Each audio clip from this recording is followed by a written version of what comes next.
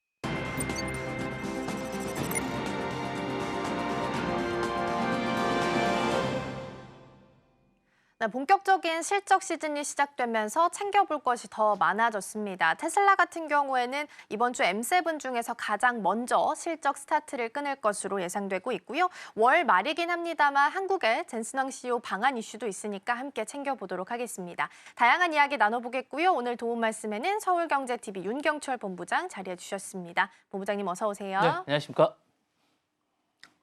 네, 오늘도 5가지 경제 키워드 준비되어 있고요. 첫 번째부터 함께 만나보겠습니다.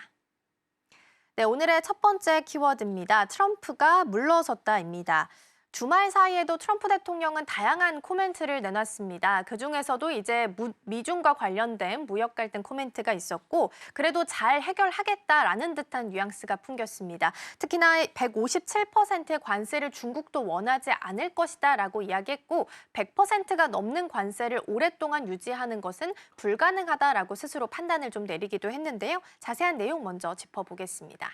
말씀하셨던 대로 이제 뭐 시진핑 주석하고 이제 트럼프 대통령의 관계를 요즘에 좀 보면 두 사람이 과연 이게 협상을 하는 건지 아니면 연애를 하는 건지 잘 모르겠습니다. 서로 밀당을 너무 하고 있는 듯한 그런 느낌인데요. 어쨌든 트럼프 대통령이 화를 냈다가 본인이 또 그 화를 추스렸다가 또 계속 이런 전국에 개고 있어서 이번에도 아마 그렇게 마무리되지 않을까라는 생각이 듭니다. 어쨌든 이제 도널드 트럼프 대통령이 이제 미중 협상을 앞두고 이제 강경하면서 자신감 있는 메시지를 내놨습니다. 어쩔 수 없는 것이라 생각이 드는데요. 멘트는 이런 겁니다. 말씀하셨던 대로 157% 관세를 원하지 않을 것이다. 미국 협상에서 매우 유리한 위치에 있다라고 강조했고요.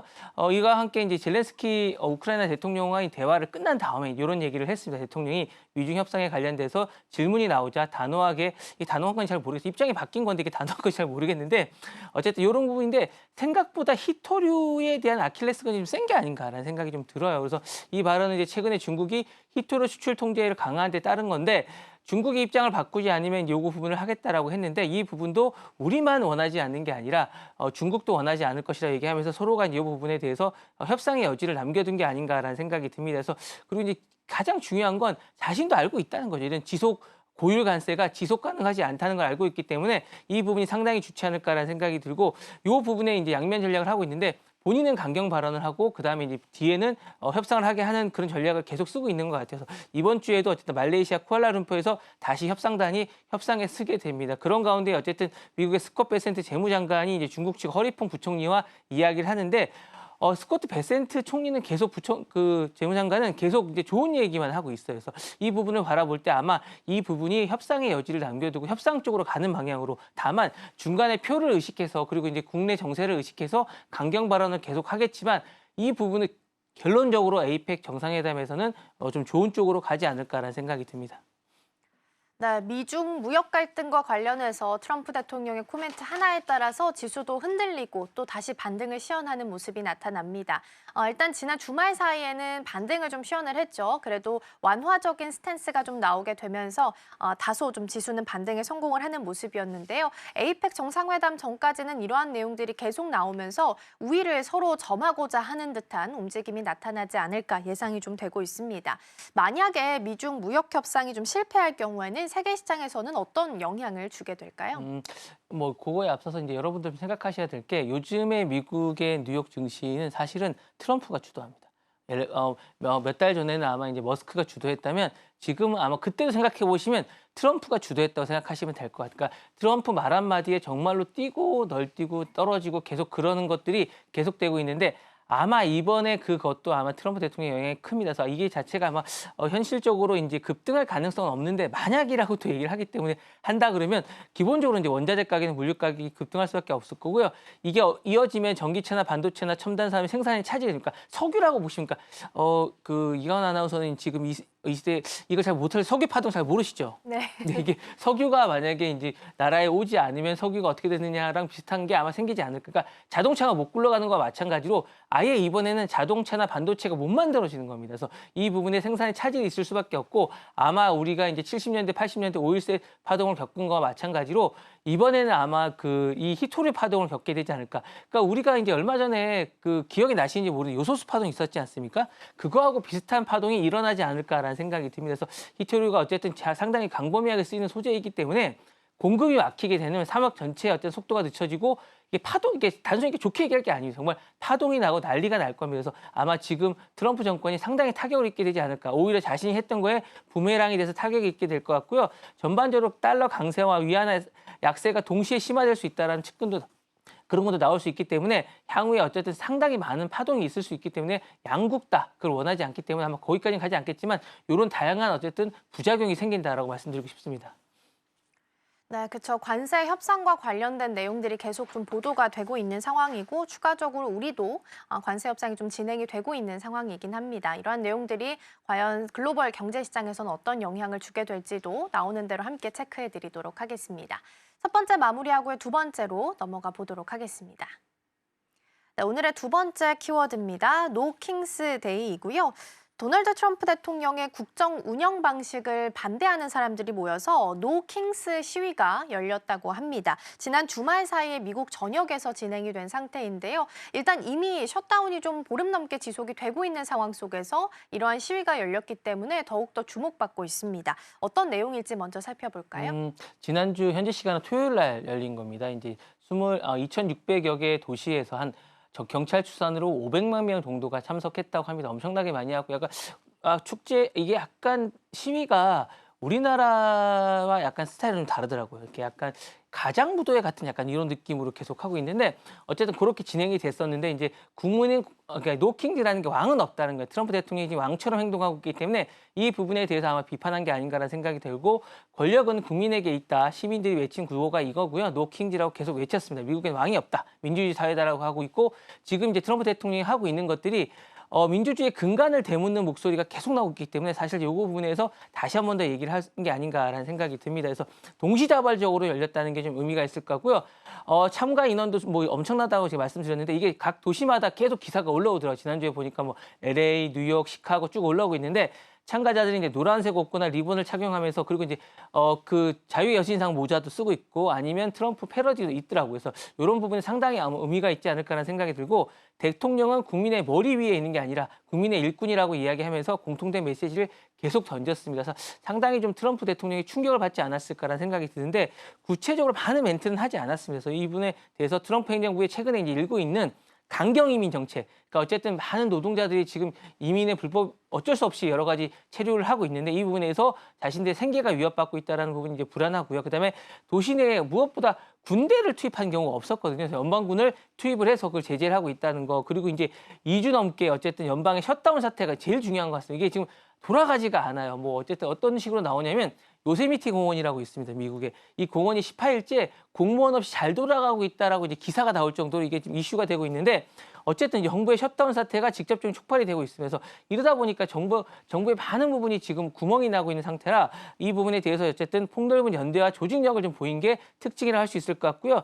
특히 어쨌든 시민단체인 인디버절과 이제 어쨌든 여성단체들이 200여 개가 연합을 해서 민주주의 수호연대와 함께 전국적인 조직을 했다라고 합니다. 현지에서는 이제 많은 분들이 이 부분에 대해서 약간 놀란 표정도 있다라고 합니다. 왜냐하면 미국이 자유민주주의와 함께 이제 개인주의가 강한 곳인데 연대를 해서 막 이렇게 하는 게 상당히 의미가 있다고 생각하고 있고요.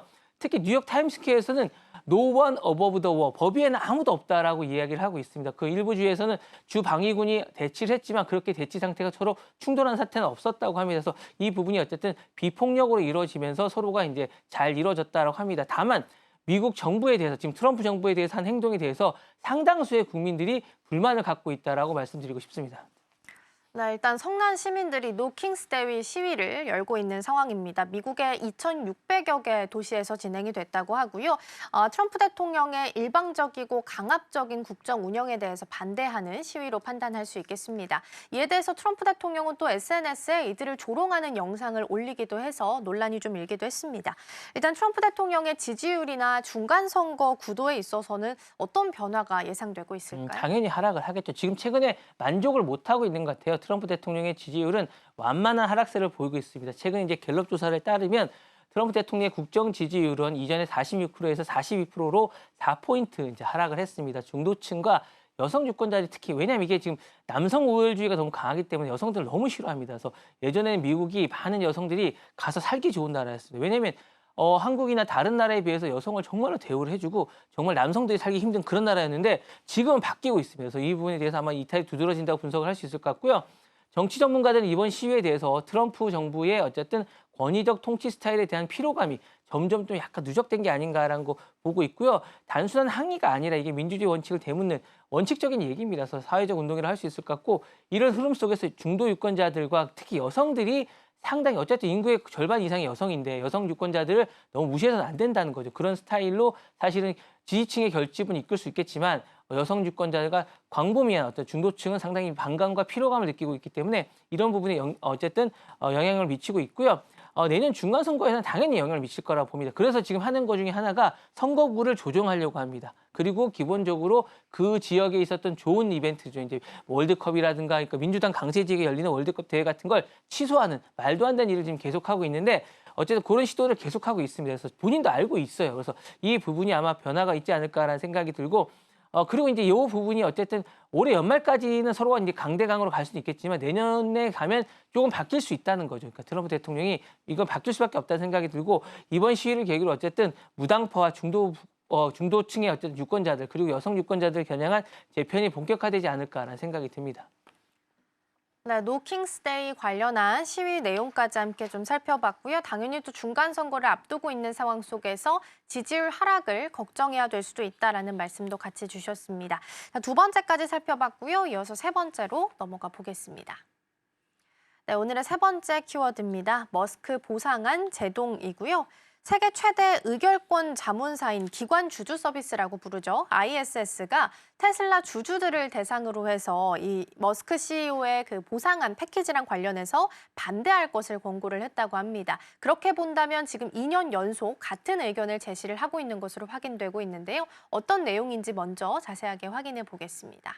제가 보기에는 이게 약간 감정도 들어가 있는 게 아닌가라는 생각이 좀 드는 게 ISS가 이제 머스크 CEO를 그렇게 좋아하지는 않아요. 그러다 보니까 이게 말씀하셨던 대로 계속 그런 게 나오고 있는 것 같은데 근데 영향이 별로 없을 것 같습니다. 이게 자문기관에 대한 어쨌든 반대표를 던질 것이기 때문에 권고하는 겁니다. 본인들은 뭐 역할이 없어요. 그냥 그런 부분이기 때문에 지금 중요한 게 뭐냐면 이게 전체적으로 다 장악을 하고 있다는 거예요. 일론 머스크 CEO가. 그래서 사실상 이 부분에 어쨌든 뭐 지난주에 크게 보도가 되긴 했지만 실질적으로 이 어떤 의사결정을 하는데 큰 영향이 없을 것이다라는 얘기를 하고요.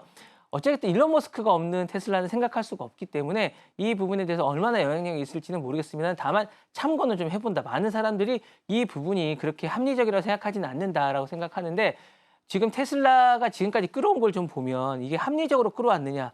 그런 것보다는 어쨌든 일론 머스크의 어쨌든 1인 체제에서 강력한 리더십에서 바탕으로 끌어왔기 때문에 이 부분을 어쨌든 많은 주주들이 또 고민하고 있다는 겁니다. 그러니까 또 그걸 인정해주고 있다는 거고 그래서 이 부분이 아마 많은 생각을 해야 되지 않을까라는 생각이고요. 다시 한번 이제 이 1조 보상안에 대해서 좀 보시면 이런 것 같아요. 이 보상안은 머스크가 테슬라의 시가총액을 8조 5천억 달러까지 끌어올리고 매출 이익 등의 이런 부분들을 다 달성할 경우에 총 12단계에 걸쳐서 2035년까지 4억 2천만 여주를 지급한다는 겁니다. 그러니까 주식으로 지급한다는데 이 금액을 보면 딱 1조 달러로 맞췄습니다. 하나로 1,420원 정도가 될 거, 20조 원 정도가 될 것 같은데 이게 상당한 의미가 있는 거라고 생각을 하고 있고 다만 여기에서 이제 ISS 보고서에서는 보상 규모가 지나치게 커서 주주들에게 희석과 거버넌스의 불균형을 준다. 이거 우리도 알고 있는 거예요. 이게 너무 크다. 왜냐하면 개인에게 이렇게 많은 걸 줄 수 있느냐. 근데 생각해 보세요. 저는 이런 생각이 들어요. 일론 머스크가 없는 테슬라가 이걸 이룰 수 있겠느냐. 그럼 이뤄서 주는 게 낫느냐. 회사 입장에서는. 아니면 이루지 말고 지금보다 주가가 더 떨어져서 약간 더 하향세를 10년 뒤에도 유지하고 있는 게 낫느냐라고 생각한다면 어떤 게 낫느냐를 선택하라는 거죠. 예, 제가 볼 때는 그 선택의 문제인 것 같습니다. 그러니까 권고는 이렇게 하겠지만 바람직하게 갈 수는 없다. 왜냐하면 동기부여가 돼야지 누군가 그걸 사실은 일으킨 것 같아요. 만약에 그거를 4억 이 부분에서 8조 5천억 달러를 이끌어줄 수 있는 CEO가 있느냐? 일론 머스크 대신에 대안으로 있느냐? 그러면 하겠죠. 그렇지만 하지 않으면 제가 볼 때는 별 의미가 없다라는 생각이 들 것 같고요. 테슬라 측이 당연히 그러니까 반발을 하고 있습니다. 머스크가 목표 달성 시에 받는 구조라고 이게 그냥 주는 게 아니거든요. 목표를 달성해야 되는데 그러면 만약에 뭐 10을 해서 1을 주느냐 아니면 1을 유지하면서 그냥 1000을 받느냐 그러니까 0.1을 받느냐 이런 걸 선택하라는 것 중에 하나입니다. 그래서 이 부분에 대해서 테슬라 측은 당연히 자신들은 8조 5천억 달러 끌어올리는 CEO 가능성이 있는 CEO를 하겠다는 거죠. 못하면 못 받는 겁니까? 그러니까 이 부분을 명심해 달라는 거고 이 부분에서 투자와 거버넌스에 대한 거고 근데 이제 다만 ISS는 이런 거예요. 자신들 원칙을 얘기했을 뿐이다. 이게 지금 원래 자신이 생각했던 합리적인 CEO에게 주는 거에 맞지 않다. 그리고 너무 과도하다라고 이야기하고 있기 때문에 사실 그 부분에 대해서는 테슬라가 그리고 테슬라 주주들이 선택을 어떤 걸 할지가 아마 목적이 아닐까라는 생각이 듭니다. 네, ISS와 관련된 내용들 좀 살펴보고 있는 상황입니다. 안건이 만약에 통과를 하게 된다면 테슬라 지분을 최대 12%까지 추가적으로 확보할 수 있을 것으로 예상이 좀 되고 있고요. 반대로 회사가 목표를 좀 달성하지 못하게 되면 보상을 받지 못하는 구조이기는 합니다. ISS 입장은 이런 거죠. 결국에는 회사가 보상을 목표를 이뤄야 보상이 지급되는 형태이기는 하지만 그럼에도 불구하고 그 규모 자체가 너무 천문학적으로 크기 때문에 반대를 권고한다라고 정리해 볼 수 있겠습니다. 자, 그럼 실제로 테슬라 주가나 시장 신뢰도에 있어서는 이런 권고가 어느 정도의 영향력을 미칠 수 있을까요? 저는 미국 시장을 참 매력적으로 보는 게 이 호재가 있으면 올라갑니다. 모든 주식이 딱 그런 건 아니지만 호재가 있으면 올라가고 악재가 있으면 내려갑니다. 좀 약간 투명하다고 그럴까요? 약간 이런 점들은 참 좋은 것 같아요. 그래서 이제 IS가 이제 보고서가 이제 발표된 직후에 어떻게 됐을 것 같습니까? 일단 최근엔 좀 올라가고 있죠. 이제 장중한 때 3% 가까이 하락을 했습니다. 반영이 된 거죠. 이제 올라갔지만 지난주는 약간 다른 이유. 그러니까 이게 IS 보고서에 따라서는 내려갔습니다. 근데 다만 다른 요소 때문에 올라간 것인데요. 그러다 보니까 내려가 영향을 받았다고 할 수 있을 것 같아요. 그래서 월가에서는 이번 사안을 머스크 리스크가 재부상하고 있다. 그러니까 머스크 리스크인지 너는 이게 머스크 인센티브인지 잘 모르겠지만 이 부분에 대해서 이제 떨어진 건 머스크 리스크라고 하는데 저는 IS의 권고한 리스크라고 봅니다. 그래서 이 부분이라고 생각하는 것 같고요. 머스크 개인의 영향력이 너무 커서 회사 거버넌스 투자와 위축이 우려될 수 있다고 생각하는데 지금 테슬라는 투자가 안 필요합니다. 제가 볼 때 테슬라는 투자가 그게 안 필요하고 테슬라를 통해서 다른 투자를 지금 계속 유도하기 때문에 그 투자가 필요한 상황이라 어쨌든 이 투자 심리는 그렇게 위축이 될 필요가 없을 것 같고 ISS가 법적 효력을 가지고 있지 않지만 기관 투자자들의 표결 방향을 좌우할 가능성은 있습니다. 그렇지만 이게 이사회에서 모든 게 다 결정이 나기 때문에 상당수가 약간 이 부분은 어렵지 않을까라는 생각이 들고요. 실제 뭐 이거 낸 다음에 대형 연기금이라든가 책임 투자 펀드들이 이 부분을 유심히 보고 있습니다. 다만 이 사람들도 어쨌든 단기간에 놓고 빠지는 부분이 있다라면 그렇게 하겠지만 이 부분이 어쨌든 8억 5천억 달러를 해서 이제 이걸 쓰는 게 좋은 건지 아니면 그보다 지금의 한 1조 달러 수준에 머물고 있는 게 좋은 건지, 그러니까 8조 달러 이상을 버는 게 좋은 건지, 1조 달러를 버는 게 좋은 건지를 아마 판단을 해야 될 겁니다. 그걸 해줄 수 있는 사람은 한 사람밖에 없다는 것도 잘 알고 있으면서 이 부분에 대한 어떤 결정에 대한 어떤 문제가 아닌가라는 생각이 들고요. 이 부분이 영향을 미칠 수 있겠지만 결정을 어떻게 하느냐, 보다 많은 수익을 자신들이 판단해서 가져갈 수 있느냐, 그리고 시장 상황이 어떻게 되냐에서 상당히 많은 변화가 있지 않을까라는 생각이 듭니다. 네, ISS 같은 경우에는 지난 2018년에도 보상 패키지 관련해서는 일단 반대 입장을 낸 바가 있습니다. 당시의 보상 규모가 우리 돈으로 한 79조 정도였는데 일단 그때도 반대였고 이번에도 마찬가지로 반대를 권고했다라고 보시면 되겠습니다. 자, 세 번째 키워드까지 살펴봤고요. 네 번째로 넘어가 보겠습니다. 자, 네 번째 키워드입니다. 소라, 마틴 루터킹 영상 생산 중단입니다. 오픈 AI의 그 동영상을 생성해주는 앱이죠. 소라에서 마틴 루터킹 주니어 목사와 관련해서 모욕적인 표현이 등장함에 따라서 영상을 생산하는 걸 중단을 시켰다고 합니다. 오픈 AI도 유족 측의 요청에 따라서 이미지 생산을 중단토록 했다라고 밝혔는데요. 어떤 내용인지 살펴보겠습니다. 지금 어쨌든 미국이 그 노예 제도가 없어지고 나서 이제 흑인 인권이 상당히 올라갔다고 하지만 사실상 1960년대까지는 그렇지 않았습니다. 이게 상당히 어려움이 있었다고 말씀드리고 싶은데 그런 점에서 이제 미국의 인권 운동가인 마틴 루터 킹이 상당한 의미를 가지는 존재입니다. 그래서 이 존재 자체가 상당히 인권 운동가 쪽 특히 흑인 쪽에서는 상당한 의미가 있는 거고 말콤 엑스도 마찬가지고요. 이렇기 때문에 요 자체가 희화되거나 원래 가지고 있던 정말로 힘들게 흑인 인권 운동을 했던 분인데 이 분이 어쨌든 만드는 것들이 이걸 어떤 온라인이나 이런 걸 통해서 하는 것들을 못 참겠는 거죠. 많은 사람들이. 그래서 이 부분은 상당한 의미가 있는 어쨌든 발표란 생각이 들고요. 이 일부 이용자들이 이제 킹 목사의 이미지를 위해서 조롱하거나 왜곡하는 영상이 많이 생성되고 있어요. 특히 지금처럼 뭐 백인 우월주의가 이제 강세를 틴다거나 이런 것들이 있을 때는 특히 또 많은 것 같은데요. AY 윤리와 초상권을 둘러싼 이제 논란이 어쨌든 다시 한 번 더 불거지고 있습니다. 일단 중단을 했습니다. 마틴 루서 킹 주니어가 이 부분에 대해서 어쨌든 컴플레인을 하면서 이 부분에 대해서 중단이 됐는데 논란은 이게 뭐 계속될 여지가 있다는 거죠. 그래서 이 앱이 텍스트만 입력하면 누구나 사람처럼 움직이는 AI 영상을 자동으로 만들어주니까 자기가 원하는 내용들만 넣으면 상당히 뭐 종밀화돼 있다고 말씀드릴 수 있을 것 같고요. 이 부분에 대해서 어쨌든 킴 목사의 얼굴을 합성해서 일부 비하하거나 어쨌든 희화된 영상들이 계속 나오고 있다는 게고 이게 어느 정도냐면 원숭이 흉내를 냅니다. 그러니까 킴 목사가 이제 제정신이 아니라는 의미일 정도로 멍숭이 목소리를 내거나 이게 원래 이제 서로가 힘을 합쳐서 흑인 인권 운동을 했었는데 말콤 X와 함께 서로 싸우는 장면도 나오고 있다는 거죠. 상당히 이제 문제가 되지 않을까라는 생각이 들어서 이 부분에 대해서 어쨌든 재단 측이 이 제작사에 얘기를 해서 이제 요청을 해서 이게 다운이 됐는데 문제는 이 부분이 앞으로 이제 오픈 AI가 대비책이 마련해야 되는데 요 정도만 얘기를 했습니다. 역사적 인물 보호 기능을 강화하고 공인이나 유족의 요청이 있을 경우 이 부분이 차단하겠다라고 이야기를 했는데 이게 너무 뒤늦지 않았나라는 생각이 들고 이게 그러면 앞으로 생각할 때 역사적 인물만 이렇게 할 것인가라는 부분도 상당히 좀 문제가 될 것 같아요. 왜냐하면 역사적 인물은 상당히 파급력이 크지만 일반적인 인물들에 대해서는 어떻게 할 것이냐. 이 부분도 상당히 있을 것 같거든요. 지금은 약간 이런 부분들이나 이런 것들에 대한 제재가 있었습니다. 얼마 전까지. 근데 이런 부분이 자꾸 없어지면 좀 문제가 있지 않을까라는 생각이 듭니다. 네, 그렇죠. 일단 경계가 좀 허물어지고 있다는 부분에 있어서 문제가 좀 되고 있는 것 같습니다. 진짜와 가짜의 경계가 계속해서 허물어지고 있고 추가적으로 허위 정보나 저품질 영상들, 그러니까 슬롭 같은 영상들이 많이 등장하는 것 또한 함께 문제가 제기가 될 수 있겠습니다. 자, 그럼 이런 논란을 막기 위해서 일단 제도적 장치를 살펴본다면 어디까지 준비가 되어 있다라고 볼 수 있을까요? 이런 권한을 두 가지가 보는 것 같아요. 그 전에 이제 이 부분에 대해서 논란이 가라앉지 않은 이유가 뭐냐면 이런 것 같아요.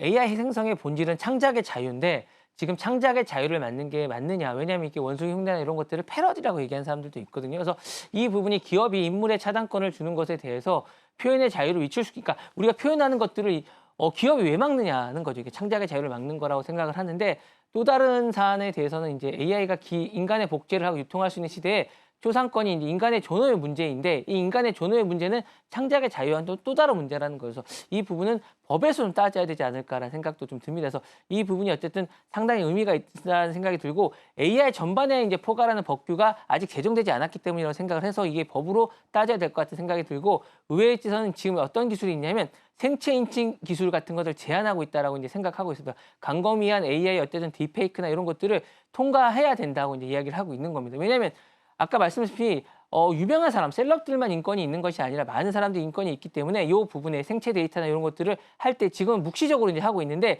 이 부분을 사용할 경우에 비법 집행 목표라든가 어쨌든 시민 선택에 있어서 권한을 행사할 수 있는 이런 것들을 법규에 넣자라고 얘기를 하고 있고요. 이런 것들이 이미 유럽이나 유럽연합에서는 AI 법 등에서 체계적으로 만들고 있는 중입니다. 그래서 이런 것들을 미국이 한번 도용해 보면 어떨까라는 생각이 듭니다. 네, 소라 앱과 관련해서 논란이 좀 되고 있는 영상들에 대해서 살펴봤고요. 마지막 키워드로 넘어가 보겠습니다. 네, 오늘의 마지막 키워드입니다. 트럼프 대 뉴욕타임스 2차전이고요. 트럼프 대통령이 뉴욕타임스와 여러 기자들을 상대로 제기했던 명예훼손 소송을 다시 한번 제기를 했습니다. 그 이유로 살펴보면 일단 평판을 훼손하려 했다라는 이유가 있는 건데요. 자세한 소송 내용부터 점검해 보겠습니다. 이게 지난번에 반려됐어요. 너무 길어가지고 막 85페이지 가까이 됐는데 그중에 찬양이 거의 뭐 80페이지 가까이 되고 5페이지만 소장 내용이라 판사가 너무 화가 난 거예요. 이게 원래 언론 플레이 자랑하려고 한 거냐고 해서 이걸 반려를 했는데 그 반려한 걸 이번에 다시 이제 다시 소송을 제기한 겁니다. 이게 어쨌든 법원은 첫 소장에서는 이렇게 얘기했어요. 장황하고 비논리적이다. 비논리적이죠. 이게 거의 변호사가 무슨 생각인지 모르겠지 아마 트럼프 요청 때문에 그랬던 것 같은데 트럼프 대통령의 찬양을 일색이 됐기 때문에 이 부분에 대해서 절반으로 줄여서 40페이지를 줄이고 내용도 충실하게 담았다고 합니다. 그래서 이번 소송은 어쨌든 트럼프 대통령이 2024년 대선 출마를 방해했다는 이유로 뉴욕타임즈와 그 기자를 상대로 제기한 명예훼손입니다. 물론 그 당시에 이제 이 부분에 대해서 기각을 했었고요. 40페이지로 줄인 내용을 다시 제출했습니다. 그래서 어쨌든 이번 소장에서도 뉴욕타임즈가 자신을 부패한 사업가고 거짓말쟁이를 묘사했다면서 그 기사가 대선에 악영향을 미쳐서 자신이 어쨌든 성공하지 못했다라는 얘기를 하고 있고요. 특히 2018년과 2020년에 실린 트럼프의 재정 상태와 그러니까 자신이 이제 출연한 프로그램에 대한 시절을 다룬 기사를 핵심으로 이제 지목했습니다. 그래서 이 부분이 상당히 의미가 있을 것 같고 어쨌든 초기 명단에 있던 기자 한 명도 제외한 게 이채롭습니다. 이게 약간 불리하다고 생각했는지 모르겠는데 어쨌든 이 부분에 대해서 150억 달러 엄청납니다. 우리는 또 약 20조 원을 요구하고 있는데 이 부분에 대해서 어쨌든 뉴욕타임즈가 반발하고 있고 이걸 경쟁을 하고 이번에도 다른 데는 많이 이게 나지 않았지만 뉴욕타임즈에만 크게 났습니다. 그래서 이 부분이 어쨌든 반박하고 있다는 점 그리고 쟁점화되고 있다는 점 어떻게 될지 좀 해야 됩니다. 만약에 이게 어쨌든 다른 곳과 마찬가지로 협의를 하게 될지 아니면 서로가 이제 극단의 길을 가게 될지는 좀 더 지켜봐야 되지 않을까라는 생각이 듭니다. 네, 뉴욕타임스와 있었던 소송 다시 한번 2차전에 돌입을 하게 된 거고요. 지난번에 이어서 수정을 하면서 재제출하는 형태로 갔다라는 말씀 주셨습니다. 정치인이 언론을 상대로 해서 잇따라 소송을 좀 제기하고 있는 형태이기 때문에 문제가 좀 되고 있는 것 같은데요. 이러한 내용들 어떤 의미로 해석해 볼 수 있을까요? 이거는 이제 트럼프식의 어쨌든 정치라고 보시면 될 것 같아요. 이게 법원에 진짜 필요한 게 아니라 지지층을 결집하고 자신이 강력하다는 걸 보여주기 위해서 상대방을 개인의 명예 문제가 아니라 이런 부분이 있는 것 같고요. 상대방을 굴복시켜서 약간 이런 효과를 계속 보고 있기 때문에 학습이 좀 된 것 같습니다. 이제 트럼프 대통령은 정치 무대에 이제 복귀한 다음에 지금 어째 대통령이 된 다음에 CNN과 워싱턴, ABC, CBS 주요 언론사들 계속 잇따라 제기를 했습니다. 그래서 뭐 최근에 뉴욕타임스 일부 비전을 하긴 했는데 최근 들어서 어쨌든 이 부분들이 상당히 성공을 거두고 있죠. 그러니까 뭐 메타라든가 뭐 엑스라든가 이런 부분 그리고 유튜브를 상대로도 소송을 걸어서 성공을 거뒀으면서 엄청난 금액을 했기 때문에 이런 것들이 학습이 됐기 때문에 자신이 이번에도 하게 되는 게 아닌가라는 생각이 들고요. 뭐 CBS라든가 ABC도 마찬가지입니다. 그래서 이런 것들 언론사들도 다 예외가 아니다. 나는 모두 다 성공을 거뒀다라고 생각하기 때문에 이렇게 하는 것 같은데 어쨌든 이 부분에 대해서는 이제 언론의 그 입을 막을 수 있다는 거죠. 위축을 시킬 수 있다는 겁니다. 언론의 역할은 뭡니까? 이제 넓은 표현의 자유를 보장하는 것이 핵심인데 트럼프 대통령 이런 부분에 대해서 무책임한 공격을 할 수 있는 구조라는 것들을 이번에 막고 싶었다라고 하는데 사실 이게 트럼프 대통령이 아니면 상관이 없어요. 근데 이제 대통령이기 때문에 이 어쨌든 권력과 언론의 경계가 상당히 어렵다라는 생각이 듭니다. 그래서 이런 소송들은 사실 승소가 가능성이 상당히 낮지만 언론이 팽행됐다는 이미지를 강하게 지지층 결집에 효과가 있다는 생각이 들어서 아마 하게 되는 게 아닌가라는 생각이 들고요. 또 다른 관점은 이런 것 같습니다. 법원에서 이게 어쨌든 기각이 되더라도 그 자체가 언론이 법정에 그러니까 이게 상당히 피곤합니다. 우리나라도 이제 명예훼손 소송이라든가 이런 게 오면 상당히 피곤한데 이 부분이 이제 법정이 피고인이 되는 순간 자유로운 언론을 할 수가 없습니다. 위축이 될 수밖에 없고 법원에 끌려갈 수밖에 없기 때문에 이런 건 어쨌든 비판적 언론의 존재에 의해서 간접적 압박을 가할 수 있고 지지층을 결집할 수 있다는 생각이 듭니다. 다만 이런 것들이 계속되게 되면 어쨌든 언론이 위축되면서 피로감이 올 수 있다는 거죠. 결국에 정치인이 소송을 남용하게 되면 언론이 아닌 민주주의가 침묵하게 될 우려가 상당히 있으면서 이런 점들을 아마 우려해야 되지 않을까라는 생각이 들고 트럼프 대통령의 이탄 소송은 이제 법정 판결이나 그 자체보다는 언론의 자유에 대한 경계성을 시험하고 있는 게 아닌가라는 생각이 들어서 이게 언론이 권력을 견제할 자유 그리고 권력이 명예를 지킬 권리라는 이 두 가지 명제하에서 균형을 갖추는 게 상당히 중요한데 지금은 너무 폭주하고 있어서 약간 이 균형이 어그러지고 있다라고 생각하고 있습니다. 그래서 이 부분을 찾게 되는 과정이 험난하다라고 미국은 말씀드리고 싶습니다. 네, 그렇죠. 당연히 언론의 자유가 위축될 수 있다라는 부분이 가장 큰 문제가 될 수 있겠고요. 뉴욕타임스 같은 경우에도 굴복하지 않겠다라는 강경한 입장을 펼치고 있는 상황이라서 소송 제기 과정이 어떻게 진행되게 될지도 함께 챙겨보시면 좋겠습니다. 자, 이렇게 해서 5가지 경제 키워드 잘 살펴봤고요. 본부장님과는 여기서 인사 나누겠습니다. 오늘 말씀 고맙습니다. 네, 감사합니다.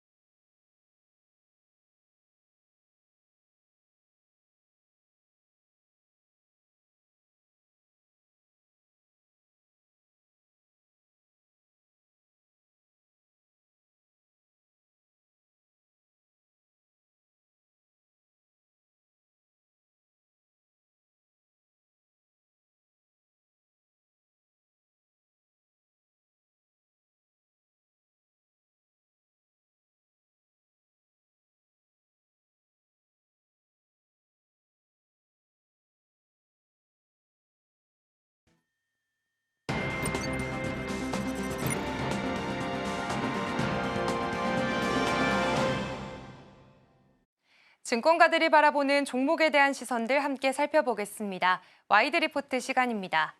먼저 첫 번째 리포트부터 살펴보겠습니다. 첫 번째 리포트는요, SK 하이닉스에 대한 IM증권의 시선을 가져와 봤습니다. 리포트 제목을 살펴보시면 적어도 26년도 1분기까지는 업황 강세 예상이라는 그런 리포트입니다. 지금 이제 IM증권 같은 경우에는 SK 하이닉스의 목표 주가를 기존 42만 원에서 53만 원으로 크게 올렸고요. 투자 의견도 매수를 유지했습니다. 증권가에서는 이번 리포트를 두고 내년 상반기까지는 반도체 업황의 강세가 이어질 것이다라는 긍정적인 전망들을 내놓고 있습니다. 그렇다면 우선 이번 리포트의 핵심부터 살펴보겠습니다. 지금 IM증권은 SK 하이닉스의 3분기 실적 예상치를 이렇게 잡고 있습니다. 먼저 매출 같은 경우에는 24조 6천억 원, 그리고 영업이익은 11조 4천억 원이 찍힐 것이다라고 예상을 하고 있는데요. 이게 전분기와 비교를 했을 때 매출 같은 경우에는 11%, 그리고 영업이익은 24% 이상 증가하는 수치로 확인해 볼 수가 있겠습니다.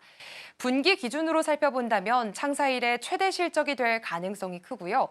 이렇게 되면 SK 하이닉스는 삼성전자에 이어서 국내 기업 중에서는 두 번째로 분기 영업이익 10조 원 클럽에 이름을 올리게 됐습니다. 그렇다면 이렇게 실적이 급증한 이유는 뭘까요? IM증권은 이 두 가지 요인을 꼽았습니다. 일단 먼저 첫 번째를 보시면 서버용 D램의 출하량이 증가했다라는 겁니다. 요즘 AI 서버 시장이 빠르게 커지게 되면서 데이터를 처리하는 핵심 부품인 D램에 대한 수요가 크게 증가를 하고 있습니다. 특히나 미국의 경쟁사가 이 DDR5 메모리 생산에 차질을 빚게 되면서 그 물량이 자연스럽게 SK 하이닉스로 몰린 효과가 있었습니다. 이 두 번째로는 낸드 플래시 부문에서 반등이 예상이 되고 있는데요. 지금 그동안 적자를 냈었던 낸드 사업이 고용량 SSD, 특히나 기업용 eSSD 수요 증가 덕분에 이번 분기에서는 흑자 전환에 성공할 가능성이 높다라고 봤습니다. 결국에는 서버용 D램과 또 낸드 부문 이런 투톱 회복이 이번 실적을 끌어올렸다라는 평가가 나오고 있고요. 이번 흐름은 4분기에도 이어질 전망입니다. 지금 IM증권은 4분기 매출을 26조 6천억 원, 그리고 영업이익의 경우에는 13조 3천억 원으로 미리 예상을 하고 있습니다. 지금 보통 4분기는 계절적인 비수기이기 때문에 출하량이 줄어드는 시기입니다. 하지만 최근에는 수요가 워낙 강하다 보니까 전분기 수준을 유지할 가능성이 크다라는 분석들이 나오고 있습니다. 이제 여기에 가격, 그러니까 평균 판매 단가도 함께 올랐는데요. IM증권은 4분기 D램 가격이 약 6%, 낸드 같은 경우에는 한 8% 정도 상승할 것으로 내다봤습니다. 다만 D램 가격 상승폭은 경쟁사보다는 조금 작을 것으로 봤는데요. 그 이유를 살펴보자면 SK 하이닉스의 HBM 판매 증가율이 경쟁사보다는 다소 낮을 것으로 예상이 되기 때문입니다. 이제 시선을 내년으로 한번 옮겨보겠습니다. IM증권의 경우에는 지금 2026년 SK 하이닉스의 영업이익을 57조 2천억 원으로 예상을 하고 있습니다. 올해보다는 한 38% 정도 늘어나는 수치가 되겠고요. 또 2026년 예상 주당 순자산 가치를 20만 8,625원으로 추정을 했습니다. 즉 당분간은 경쟁력 우위가 유지될 것으로 보고 있고 또 업황도 워낙 우호적인 만큼 고점 밸류에이션을 적용을 하더라도 무리는 없다라는 분석입니다. 그렇다면 지금 시장 분위기는 어떤지 함께 살펴보도록 하겠습니다. 일단 현재 반도체 업계에서는 이미 AI 슈퍼사이클에 진입했다라는 평가들이 잇따라 나오고 있습니다. 전 세계 곳곳에서 AI 데이터 센터 증설이 잇따르게 되면서 AI 연산에 필요한 핵심 부품, 그러니까 HBM 수요가 폭발적으로 증가를 하고 있는데요. 시장 조사업체 카운터포인트 리서치에 따르면 올해 3분기 SK 하이닉스의 전체 메모리 매출은 전분기 대비해서 13% 증가한 175억 달러, 우리 돈으로 환산을 했을 때 약 24조 9천억 원을 기록할 것으로 추정이 되고 있습니다. 그렇다면 이런 성과의 배경에는 뭐가 있는지 한번 살펴보겠습니다. 바로 SK 하이닉스의 기술 투자 전략이 있는데요. 일단 최태원 SK그룹 회장이 지난 2012년에 하이닉스 반도체를 인수한 이후에 단기 실적보다는 지금 기술 개발과 미래 투자 전략을 우선시했습니다. 그러니까 그 결과로 인해서 지금의 경쟁력이 만들어졌다라는 평가인데요. 이 덕분에 지금 HBM3 그리고 QLC SSD라는 차세대 제품들을 SK 하이닉스가 경쟁사보다 한 발 빠르게 앞서 나갈 수 있었습니다. 실제로 광노정 SK 하이닉스 대표이사도 지난 8월에 열렸던 이천 포럼에서 SK와 손을 잡은 지 1년 만에 세계 최초로 HBM을 개발할 수 있었던 건 미래 투자를 포기하지 않고 이어갔기 때문이다라는 이야기를 했습니다. 하지만 지금 모든 전망이 장밋빛만은 아닙니다. IM증권은 이번 보고서에서 몇 가지 리스크 요인도 함께 짚었는데요. 일단 첫 번째를 살펴보시면 바로 경쟁사의 HBM4 조기 진입 가능성을 제시했습니다. 만약에 경쟁사가 지금 내년 초로 예상이 되고 있는 HBM4 시장에 먼저 진입을 하게 된다면 SK 하이닉스의 시장 점유율이 2025년에는 54%에서 지금 43%로 떨어질 것이다라고 예상을 하고 있습니다. 결국 한 10%포인트 가까이 벌어질 수 있다라는 분석이 되겠고요. 지금 이렇게 된다면 경쟁사의 판매 증가율이 SK 하이닉스보다 훨씬 높아지게 되면서 양사 간의 주가 격차가 더 벌어질 수도 있다라는 겁니다. 그다음 두 번째 리스크는 바로 관세 부과 가능성을 꺼내놓았습니다. 지금 현재 한미 간의 상호 관세는 15%로 이야기가 되어 가고 있는 중이지만 아직 반도체에는 무관세가 적용이 되고 있습니다. 그런데 문제는 만약 미국이 반도체에도 관세를 매기기 시작한다면 상황이 달라지게 되겠죠. 가격이 오르기 전에 IT 기업들이 서둘러 제품을 사들이려는 가수요가 생기게 되고요. 그 이후에는 수요가 급격히 줄어들 수 있다라는 우려감이 깃들고 있습니다. 즉 단기적으로는 실적이 좋아 보일 수 있겠지만 중장기적으로 봤을 때는 수요 위축으로 인해 이어질 수 있다라는 잠재 리스크가 존재하게 됩니다. 그리고 또 하나 짚어볼 부분 같은 경우에는요. 지금 디램 가격의 수준입니다. 사실 이 디램 가격이 현재 PC 생산 비용의 약 7%를 차지하고 있는데요. 이건 역사적 평균치였던 4%를 훌쩍 넘어선 수준입니다. 앞으로 디램 가격이 더 오르게 되거나 또 관세가 추가될 경우에는 PC나 스마트폰 제조사들의 부담이 커지게 되고요. 결국에는 수요가 줄어들게 되는 역풍이 불 수도 있다는 겁니다. 지금 시장에서는 이런 리스크 요인에도 불구하고 여전히 SK 하이닉스의 기술력과 그리고 성장 스토리에 주목을 하고 있습니다. AI 시대의 핵심 부품이죠. HBM과 SSD 기술을 선도하고 있다는 점, 그리고 내년에도 서버용 제품 수요가 꾸준히 이어질 가능성이 크다라는 점 때문입니다. 지금 해외 증권사들도 비슷한 평가를 내놓고 있습니다.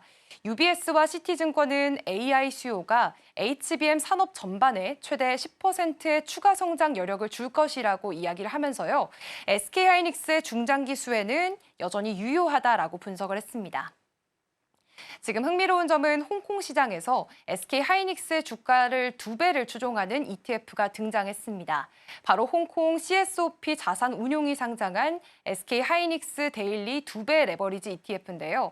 이 상품은 SK 하이닉스 주가의 일일 수익률을 2배로 추종하는 구조로 AI 반도체 시장에서의 성장세를 투자 상품으로 연결하려는 시도로 해석이 되고 있습니다. 그런데 이런 레버리지 ETF는 변동성이 크기 때문에 지금 상승장에서는 수익을 2배로 낼 수 있지만 반대로 하락장에서는 손실도 2배 이상 커질 수 있습니다. 그렇기 때문에 장기 보유에는 신중함이 필요해 보이고요. IM증권이 제시한 결론 다시 한번 살펴보도록 하겠습니다. 매수 유지 의견 내놨고 목표가는 53만 원으로 상향 제시하는 모습을 보였습니다. 그렇다면 지난주 금요일 주가 흐름도 함께 살펴보겠습니다. 네, 일단 지난주 금요일 SK 하이닉스 시세 역시나 좋았습니다. 지금 3% 가까이 오르면서 46만 5,500원 선에 거래를 마쳤고요. 52주 신고가를 다시 한번 새로 쓰기도 했습니다. 지금 SK 하이닉스는 지난 한 주 들어서만 8% 이상 급등하는 모습을 보였고 또 최근 한 달 동안의 상승률은 무려 33%에 달합니다. 앞서 IM증권이 제시했던 목표 주가 53만 원까지는요. 아직 약 13% 정도의 상승 여력이 남아 있습니다.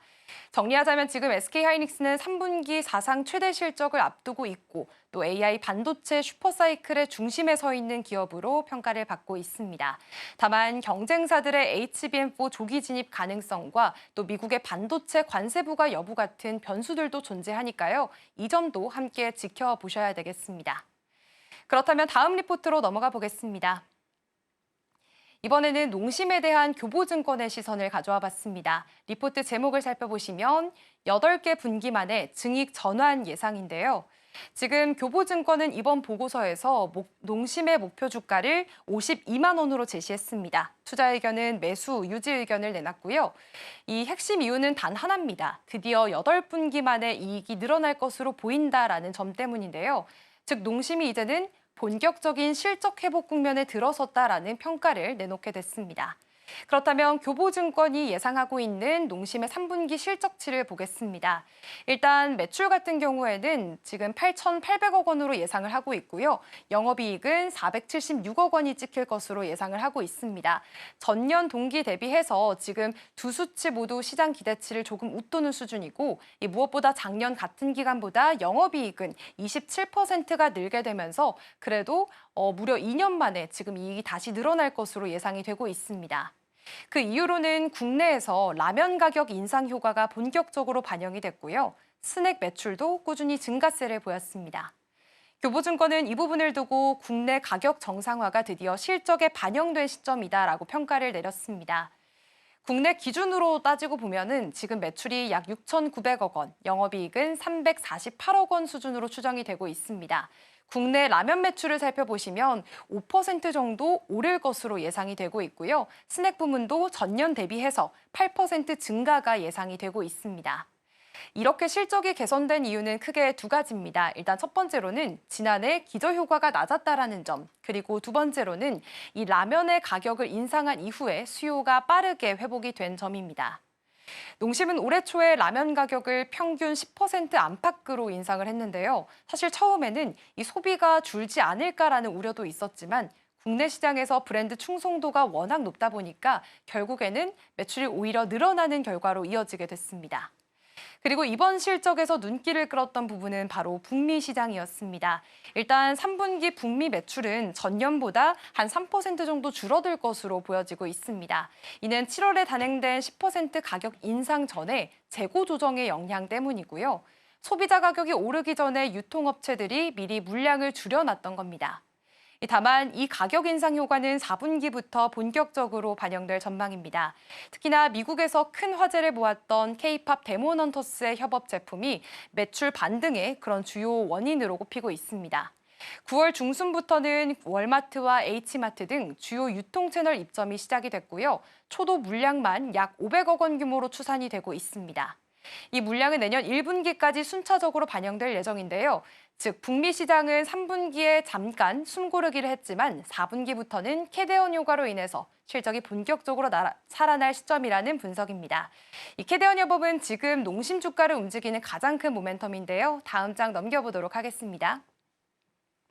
네, 일단 넷플릭스 애니메이션 K-팝 데몬헌터스가 세계적으로 흥행을 하게 되면서 이 극중에 등장한 신라면 캐대언 패키지가 실제 제품으로 출시가 됐습니다. 이 국내에서는 1000세트 한정 판매였는데요. 무려 1분 40초 만에 완판이 됐습니다. 미국에서도 월마트와 코스트코, 크로거 등 대형 유통망을 통해서 판매가 시작이 됐고요. 초도 물량이 순식간에 소진이 됐습니다.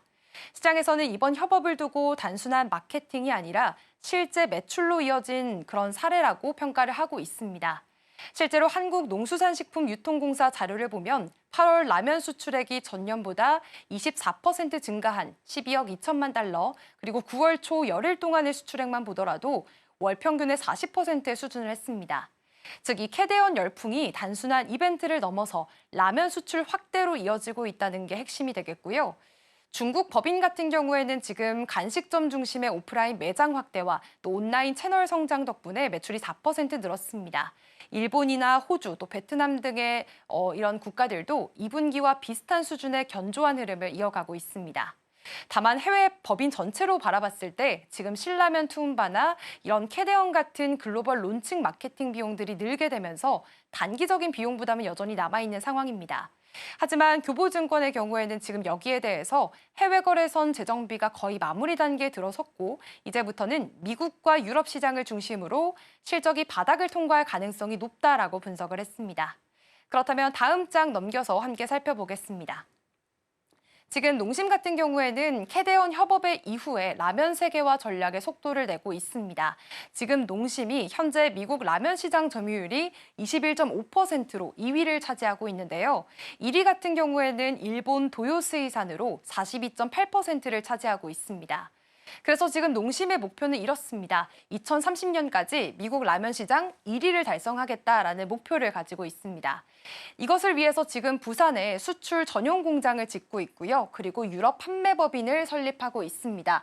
여기에 더불어서 최근에는 글로벌 마케팅실을 신설하기도 했습니다. 또 내년에는 글로벌 K-팝 걸그룹들을 이제 앰베서더로 기용을 해서 신제품들을 내놓겠다라는 계획도 있습니다. 즉 이제는 캐대원에 이어서 이렇게 K컬처와의 협업을 계속해서 이어가면서 젊은 세대들을 겨냥한 글로벌 확장 전략을 이어가겠다는 겁니다. 지금 업계에서는 이번 농심의 변화를 두고 라면 2.0 시대를 여는 신호탄이다라고 해석을 하고 있습니다. 이제는 단순히 제품을 파는 시대가 아니라 문화와 스토리를 함께 파는 전략들을 내놓고 있다라는 건데요. 지금 불닭볶음면이 전 세계에서 K-핫푸드로 자리 잡은 것처럼 신라면도 이제는 K컬처 콘텐츠와 결합을 해서 새로운 시장들을 만들어가고 있습니다. 특히나 지금 캐대원 협업 제품들이 완판이 됐고 글로벌 OTT와 협업이 이어지고 있고요. 유럽 진출과 그리고 미국 메인 매대 입점이 확대가 되는 등 이런 모든 모습들이 앞으로의 실적 개선으로 이어질 수 있는 긍정적인 신호로 해석이 되고 있습니다. 교보증권은 이번 보고서에서 이렇게 결론을 내렸습니다. 농심은 8분기 만에 지금 드디어 이익이 늘어날 것으로 보인다. 이 국내 가격 인상이 본격화됐고 그리고 해외 마케팅 투자가 이제는 결실을 맺을 것이다라는 평가입니다. 즉 이제는 실적이 바닥을 지나서 회복 국면으로 들어섰다는 의미인데요. 내년부터는 완전한 회복 사이클로 전환할 가능성이 높다라는 분석입니다. 결론 다시 한번 살펴보겠습니다. 매수는 유지 의견 그리고 목표가는 52만 원 제시했습니다. 그렇다면 지난주 주가도 살펴볼까요? 네, 농심 같은 경우에는 지난주 금요일장에서 이 강보합권의 상승세를 보이면서 42만 9,500원 선에서 거래를 마쳤습니다. 사실 지난달에는 이 캐대원 협업 소식이 전해지게 되면서 장중 57만 9천 원까지 올라섰던 그런 기록이 있었는데요. 하지만 이후에 차익 실현 매물들과 외국인 매도세가 겹치면서 이렇게 42만 원대까지 조정을 받았습니다. 그런데 다만 증권가에서는 이게 단기적인 조정일 뿐 중장기 회복 흐름은 여전히 유효하다라는 분석들이 우세하고 있습니다. 실제로 10월 들어서만 교보증권을 비롯해서 지금 4곳 이상의 증권사들이 일제히 목표 주가를 50만 원 이상으로 상향을 했고요. 결국 농심은 2년 만에 실적 반등을 앞두고 있고 캐대원 효과를 통해서 글로벌 브랜드 가치를 한 단계 끌어올리고 있습니다. 다만 단기적인 마케팅 비용 부담과 북미 수요 둔화가 여전히 지켜봐야 할 변수로 자리 잡고 있으니까요. 이제 관심은 4분기 실적 발표에서 캐대원 효과가 과연 숫자로 증명될 수 있을지 시장의 시선이 쏠리고 있습니다. 지금까지 와이드 리포트였습니다.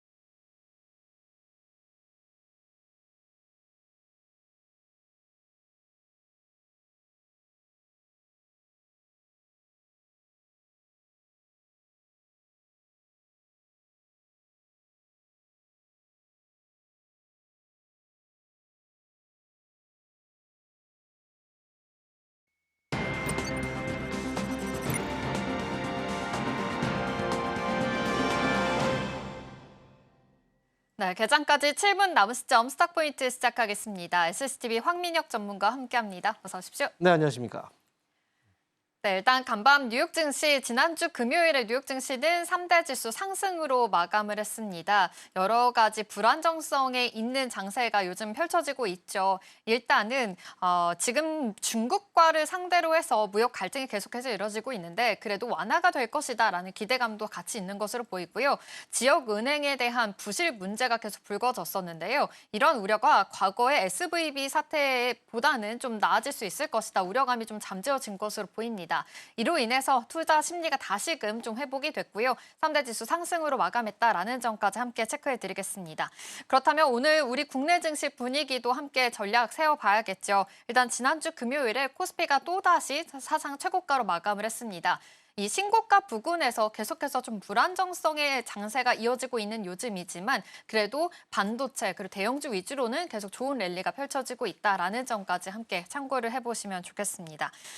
일단 지난주 금요일에 거의 3,800선 가까이 갔기 때문에 이전부터 먼저 체크를 해보겠습니다. 전문가님 오늘도 코스피가 상승 출발할 것으로 보입니다. 사실 지난주 장세만 보더라도 굉장히 그래도 반도체가 계속해서 이끄는 좀 장세가 펼쳐지고 있잖아요. 이 와중에 불안정성도 역시나 있기는 합니다. 요즘의 분위기 어떻게 좀 해석을 해보면 좋을까요? 네, 일단 주가가 올라오는 분위기긴 한데요.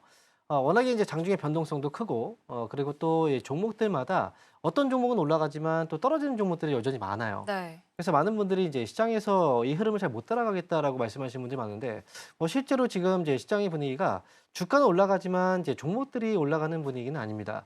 일부 종목들에 특화돼서 이제 주가가 움직이고 있고요. 하지만 이 안에서도 이제 주가가 지난주 같은 경우에는 3,800포인트를 거의 목전에 두고 있었거든요. 네. 그리고 나서 이제 매도가 나오면서 주가가 또 빠진 건데, 이렇게 이제 중요한 자리가 넘어가기 전에는 보통 흔들리는 경우들이 좀 있긴 해요. 그런데 이제 지금의 분위기는 워낙에 아래쪽, 2200포인트가 지난 4월 달이었다면 2200포인트대에서 벌써 3800포인트를 앞두고 있기 때문에 네. 단계에 굉장히 많은 상승이 있었죠. 초기에는 대부분 종목들이 떨어져 있기 때문에 올라갈 때는 지금 사서 편하게 수익을 낼 수 있는 그런 기간들이 있었다면 지금은 이미 올라간 종목들은 굉장히 좀 많이 올라간 편입니다. 그래서 이 종목들이 흔들리면 또 크게는 10% 이상까지 흔들리기도 하거든요. 그러다 보니까 주가도 많이 올라갔고 이 안에서 또 많이 오른 종목들을 매수하자니 좀 불안한 거죠. 그래서 지금은 올라가는 종목들이 계속 올라가고 있어서 약간 소외감을 좀 느끼고 있는 그런 장이긴 하지만요. 이 시장 안에서도 지난주 금요일의 경우에는 그동안 또 소외됐던 종목들이 또 올라갔거든요. 예를 들어서 이제 2차전지 관련주들 바닥에서 갑자기 또 올라갔잖아요. 네. 그래서 지금은 이제 주가는 앞으로 상승이 조금 더 저는 이어질 거라고 생각을 하긴 합니다. 그런데 이제 종목들에 있어서는 수익을 내기가 좀 쉽진 않은 장이다라는 것도 여러분께서 또 명심하셔야 되고요. 그리고 이제 여기에서는 순환매가 또 돌기 시작을 했습니다. 2차전지가 또 올라갔던 것도 그렇고요. 자동차 섹터 쪽에서도 움직였던 것도 역시 네. 그렇고요. 그러니까 지금은 많이 올라간 종목들이 좀 부담스럽다면 아무래도 지금 순환매가 도는 이 분위기 안에서 다음 이제 주가가 좀 최근에 많이 떨어져 있는 종목들이 많거든요. 그 종목들, 소외당했던 종목들은 보유하고 있던 분들은 되게 힘들었을 거예요. 하지만 그 종목들이 또 올라가는 시기가 또 올 거니까 지금은 순환매장을 이용해서 저가의 종목들을 매수해서 또 올라갈 때 팔고 이런 전략들이 아마 개인 투자자분들한테는 조금 더 유리하지 않을까 이렇게 말씀드리도록 하겠습니다. 좋습니다. 사실 그 전에는 좀 반도체만 이끌어주는 그런 장세였는데 이제는 순환매가 돌면서 자동차, 2차 전지 안에서의 이제 순환매, 이제 차례가 왔다라고도 볼 수 있겠습니다. 이 안에서의 전략들 잘 세우면서요. 옥석 고르기가 좀 필요해 보입니다. 그렇다면 말씀해 주신 대로 2차 전지 먼저 좀 전략 세워보려고 합니다. 좀 단기간에 쏘아 올려서인지 지금 계속해서 이 랠리 아직까지는 좀 올라가고 있는 것으로 보이거든요. 사실 에코프로가 지난주 금요일에 굉장히 강했습니다. 거의 상한가까지 육박하는 그런 상황이었거든요. 과거의 황제주였기도 하고 계속해서 이젠 투심이 좀 살아났다라고도 볼 수 있는 건지 단기간에 올라와서 좀 무섭긴 하지만 오늘도 상승 출발할 것으로 예측이 됩니다. 이런 상황 속에서 전략도 어떻게 세워보면 좋을까요? 2차 전지는 개인 투자자분들이 굉장히 많이 갖고 있는 종목 중에 하나예요. 특히나 이제 매수 단가가 굉장히 높은데요. 이번에 반등이 나왔을 때 사실 저는 이제 이걸 탈출의 기회로 봐야 되지 않을까라는 생각을 하고 있거든요. 네. 왜냐하면 2차 전지 관련주들이 올라오게 된 배경들을 봐야 되는데 실제로 2차 전지 관련주 일부 기업들이 실적이 좀 좋아지는 모습도 있었고 그리고 이제 ESS 이 시장에 대한 기대감도 분명히 또 있고 그리고 최근에 테슬라가 미국 내에서 판매량이 또 많이 늘어나고 있다 이런 뉴스들도 있었거든요. 그래서 이런 이제 2차 전지와 관련된 뉴스들이 이제 하나씩 나오면서 이거 자체가 이제 호재로 반영이 된 거죠. 그러면서 이제 밑에서 저가 매수가 유입됐고 주가가 반등이 나온 건데 사실 그 증권가에서도 지금 이차전지 쪽에서의 반등, 물론 지금 너무 많이 떨어졌기 때문에 지금 좀 주가 가격으로 봤을 때는 충분히 싼 가격일 수 있어요. 하지만 앞으로의 전망들이 좋아야 또 추가적인 반등으로 이어질 수가 있거든요. 근데 증권가 쪽에서도 역시 지금으로서는 이차전지 관련주들이 워낙에 실적도 지금까지 되게 안 좋았고, 그리고 지금 역시도 이런 실적 부진을 털어내기 위한 그런 상황들은 아직까지는 아니기 때문에, 그래서 이차전지주들은 단기 반등 이후에 더 많은 상승이 올라가기까지는 솔직히 이제 추가적인 어떤 그 실적 전환에 대한 기대감, 이제 확실한 어떤 실적 성장이라든지 이런 것들이 보여줘야 되거든요. 근데 아직은 그런 게 아니기 때문에 이번에 많이 밀렸고 순환매 과정에서 저가 매수가 들어오면서 이제 이차전지 관련주들이 또 올라온 게 아닌가, 이렇게 생각을 하고 있습니다. 그래서 지금은 이제 만약에 지난 뭐 5월이나 5월부터 해서 주가가 횡보할 때 사신 분들은 이번에 수익으로 전환이 되었을 거고, 하지만 아직까지 수익이 아니신 분들도 있을 거예요. 하지만 이 기회를 통해서 이차전지 관련주들은 좀 탈출의 기회를 좀 모색하는 게 좋지 않을까, 저는 이렇게 개인적으로 생각을 하고 있습니다.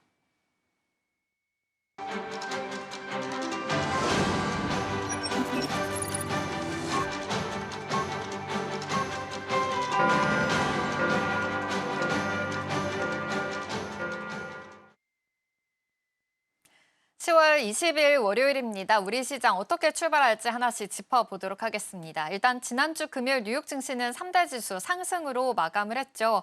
미국과 중국의 무역 협상 관련해서 계속해서 좀 기대감이 있는 것으로 보입니다. 또 트럼프 대통령이 이 중국 시진핑 주석을 만날 것이다라고 이야기를 하면서 이제는 만남에 대해서 조금 더 시선이 초점이 맞춰지고 있는 요즘입니다. 에이펙 행사에 어떠한 이야기가 나오게 될지 계속해서 눈여겨보시면 좋겠고요. 이뿐만이 아니라 지역 은행에 대한 부실 문제 또한 우려감이 좀 잠재워지면서 다시 상승을 했다라는 점까지 함께 참고를 해보시면 좋겠습니다. 그렇다면 우리 증시 오늘 어떻게 출발할지 자세하게 짚어보겠습니다. 코스피, 코스닥 양시장 상승 출발합니다. 코스피가 0.7% 상승하면서 3,775포인트 선 지나가고 있고요. 코스닥도 0.6% 상승 출발합니다. 865포인트 선 지나가고 있습니다. 그렇다면 시가총액 분위기는 어떨까요? 코스피 1위부터 5위 살펴보겠습니다. 네, 오늘 반도체 두통 역시나 상승 출발합니다. 삼성전자가 0.4% 소폭이지만 그래도 상승 출발하면서 지나고 있는데요. 지금 보합권에서 좀 등락을 하고 있는 모습으로 체크가 되고 있습니다. 97,000원 선에서 왔다 갔다 하고 있네요. 그렇다면 SK하이닉스가 오늘은 좀 더 강합니다. 2.47% 상승하면서 477,000원 선 지나고 있습니다. 역시나 반도체 업황에 대한 회복의 이 사이클이 계속해서 돌고 있는 것으로 보이고요. 이 SK하이닉스 이제는 실적 시즌이 좀 다가온 만큼 어떠한 실적이 나오게 될지, 과연 또 10조 클럽으로 들어갈 수 있을지 이 점에 대해서 계속해서 눈여겨보시면 좋겠습니다. 이 밖에 LG에너지솔루션 오늘도 상승 출발합니다. 2차 전지 안에서의 순환매 계속 돌고 있는데요. 지금 보합권에 있는 상황이지만 여전히 좀 긍정적인 모멘텀으로 시그널 잡혀 있다라는 점 체크해 보시면 좋겠습니다. 이 밖에 삼성 바이오로직스 0.9% 상승합니다. 인적 분할 관련돼서 이야기 있죠. 주총에 통과가 됐습니다. 이제는 CDMO 회사로서 조금 더 탄력을 받을 수 있을지 이 점도 주목해 보시면 좋겠습니다. 이 밖에 코스피 지금 현대차, 기아 오늘도 완성차 쪽으로 같이 탄력 받아가고 있는 모습들이 체크가 되고 있습니다. 그렇다면 코스닥의 분위기도 살펴볼까요? 1위부터 5위입니다. 네, 오늘 알테오젠 0.4% 상승하고 있고요. 역시나 오늘도 에코프로 강하게 올라오고 있습니다. 3% 상승하면서 75,600원 선 지나가고 있습니다. 에코프로 안에서 지금 뭐 테슬라에 대해서도 전기차 생산이 늘어났다. 뭐 여러 가지 2차 전지 안에서의 호재들은 좀 같이 살아있는 모습이고요. 지난주 금요일에 또 큰 상승불을 좀 뿜어줬었는데 오늘도 일단 상승으로 출발했다라는 점 짚어드리겠습니다. 레인보우 로보틱스도 0.9% 상승합니다. 지금 로봇에 대해서도 지금 수요가 확대될 수 있을 것이다라는 기대감이 같이 있는 것으로 보입니다. 로봇 기업에 대한 투자 심리가 강하게 좀 작용하고 있는 요즘이니까요. 이 점까지도 함께 포착해 보시면 좋겠고요. 바이오 종목들 전반적으로 상승하고 있습니다. HLB도 3%, 리가켄바이오, ABL 바이오까지 오늘 1%대 같이 상승하고 있으니까요. 이 점까지도 참고해 보시면 좋겠습니다. 아침 상황이지만 수급도 보자면 지금 수급 상황에서는 좀 매도 우위 쪽으로 포지션이 잡혀 있습니다. 코스피, 코스닥, 양시장, 외국인과 기관에 지금 팔자세 이어지고 있고요. 선물 시장에서도 외국인들이 지금 팔자세 포지션이 있는 모습입니다. 기관에서만 지금 매수이 나타내주고 있네요. 그렇다면 오늘 시장 어떤 분위기인지 자세하게 이야기 나눠보겠습니다. 전문가님, 오늘도 그래도 상승 출발하고 있습니다. 하지만 수급이 조금은 불안정한 모습인 것 같아요. 선물 시장에서도 외국인들이 지금 팔자세인 건데 지금 상황 어떻게 보고 계실까요? 네, 일단 아무래도 월요일장인데요. 출발 자체가 미국에서 이제 지난 금요일 날 상승으로 또 마감이 됐고, 트럼프 대통령도 이번에 에이펙에서 시진핑과 만남을 갖겠다라고 또 언급이 나왔기 때문에 네. 이런 이제 그 약간 불확실했던 이런 이제 불안감들이 오늘 주가 상승으로 또 이어지고 있는 것 같아요. 해소가 되면서. 그런데 이제 뭐 문제는 뭐냐면 이제 수급이 좀 없다라는 거예요. 앞에서도 이제 체크를 해봤지만 오늘 현재 국내 증시에서의 그 수급 동향이 외국인들이 현재 국내 거래소에서 1,800억을 매도를 하고 있고요. 그리고 지금 기관 쪽에서도 역시 매도, 코스닥도 양시장 모두 매도거든요. 외국인 기관들이. 그리고 이제 선물 쪽도 매도고 옵션 쪽에서의 포지션 자체도 지금 매도 이제 하방입니다. 네. 그래서 지금은 이제 아침에 수급들이 지금 어느 쪽으로 움직이나 봤는데 수급들의 이동 경로가 지금 수급에선 잡히진 않는데요. 이거는 이제 그 섹터 안에서도 매수와 매도가 온도차가 좀 많이 발생하고 있기 때문에 특별히 이제 매수 쪽으로 몰리지 않고 있는 것 같아요. 눈으로 봤을 때는 지금 하이닉스의 주가도 반등 중이고 LG그룹주들의 상승이 좀 강합니다. LG전자를 포함해서 LG이노텍이라든지 LG디스플레이, 뭐 이제 LG디스플레이는 오늘 좀 빠지긴 하지만 LG그룹 관련주들, 특히나 애플과 관련된 기업들이 좀 주가 반등이 좀 나오고 있는 것 같아요. 그리고 특히나 이제 지난주에도 역시 강했지만 이번 주 같은 경우에도 지금 오늘 주초부터 해서 이 자동차 섹터 쪽에서의 매수가 좀 들어왔거든요. 현대차도 그리고 기아 그리고 KG 모빌리티까지 상승 분위기가 나오고 있는데 지난주 저희가 주말을 통해서도 이제 저희가 소식을 들었겠지만 미국하고의 이제 세부적인 협상 이게 지금 국내에서는 어느 정도의 만족할 만한 내용이 나올 것처럼 이제 이야기를 했습니다. 하지만 이제 우리나라하고 미국의 입장이 좀 다를 수 있잖아요. 이제 아직까지 협상이 지금 되지는 않았지만 그래도 최악의 국면은 지나가고 있다는 기대 심리가 이 자동차 섹터 쪽에 지금 수급으로 이어지고 있는 것 같아요. 자동차 섹터 같은 경우에 단계 좀 많이 올라왔지만 조정이 충분히 한 번 더 주어진다면 뭐 그때는 충분히 볼 수 있는 그런 가격대가 아닐까 이렇게 보고 있고요. 전반적으로 봤을 때는 이제 오늘 지금 원전주들도 이제 반등이 나와주고 있는 모습이고요. 테마 쪽에서 본다면 로봇 관련주들도 오늘 상승이고 강세였던 테마주들이 이제 다시 한 번 더 올라가는 그런 분위기고 일부 종목의 또 수급 쏠림이 오늘도 나타나고 있다는 거죠. 그래서 시장의 분위기 자체가 이제 올라가고 있긴 하지만 삼성전자가 지금 꺾이고 있고 이 지난주 같은 경우에 반도체주가 초반에 올라갔다가 후반에 좀 밀렸듯이 오늘도 오전의 분위기하고 오후의 분위기가 좀 다를 수 있으니까 이 점을 참고해서 오전에 주가가 올라가니까 사야 되겠다라기보다는 아무래도 3,800포인트 돌파 전에 한 번 더 조정의 움직임이 나올 수 있으니까 충분히 흔들리고 나서 종목을 접근하는 게 어떨까.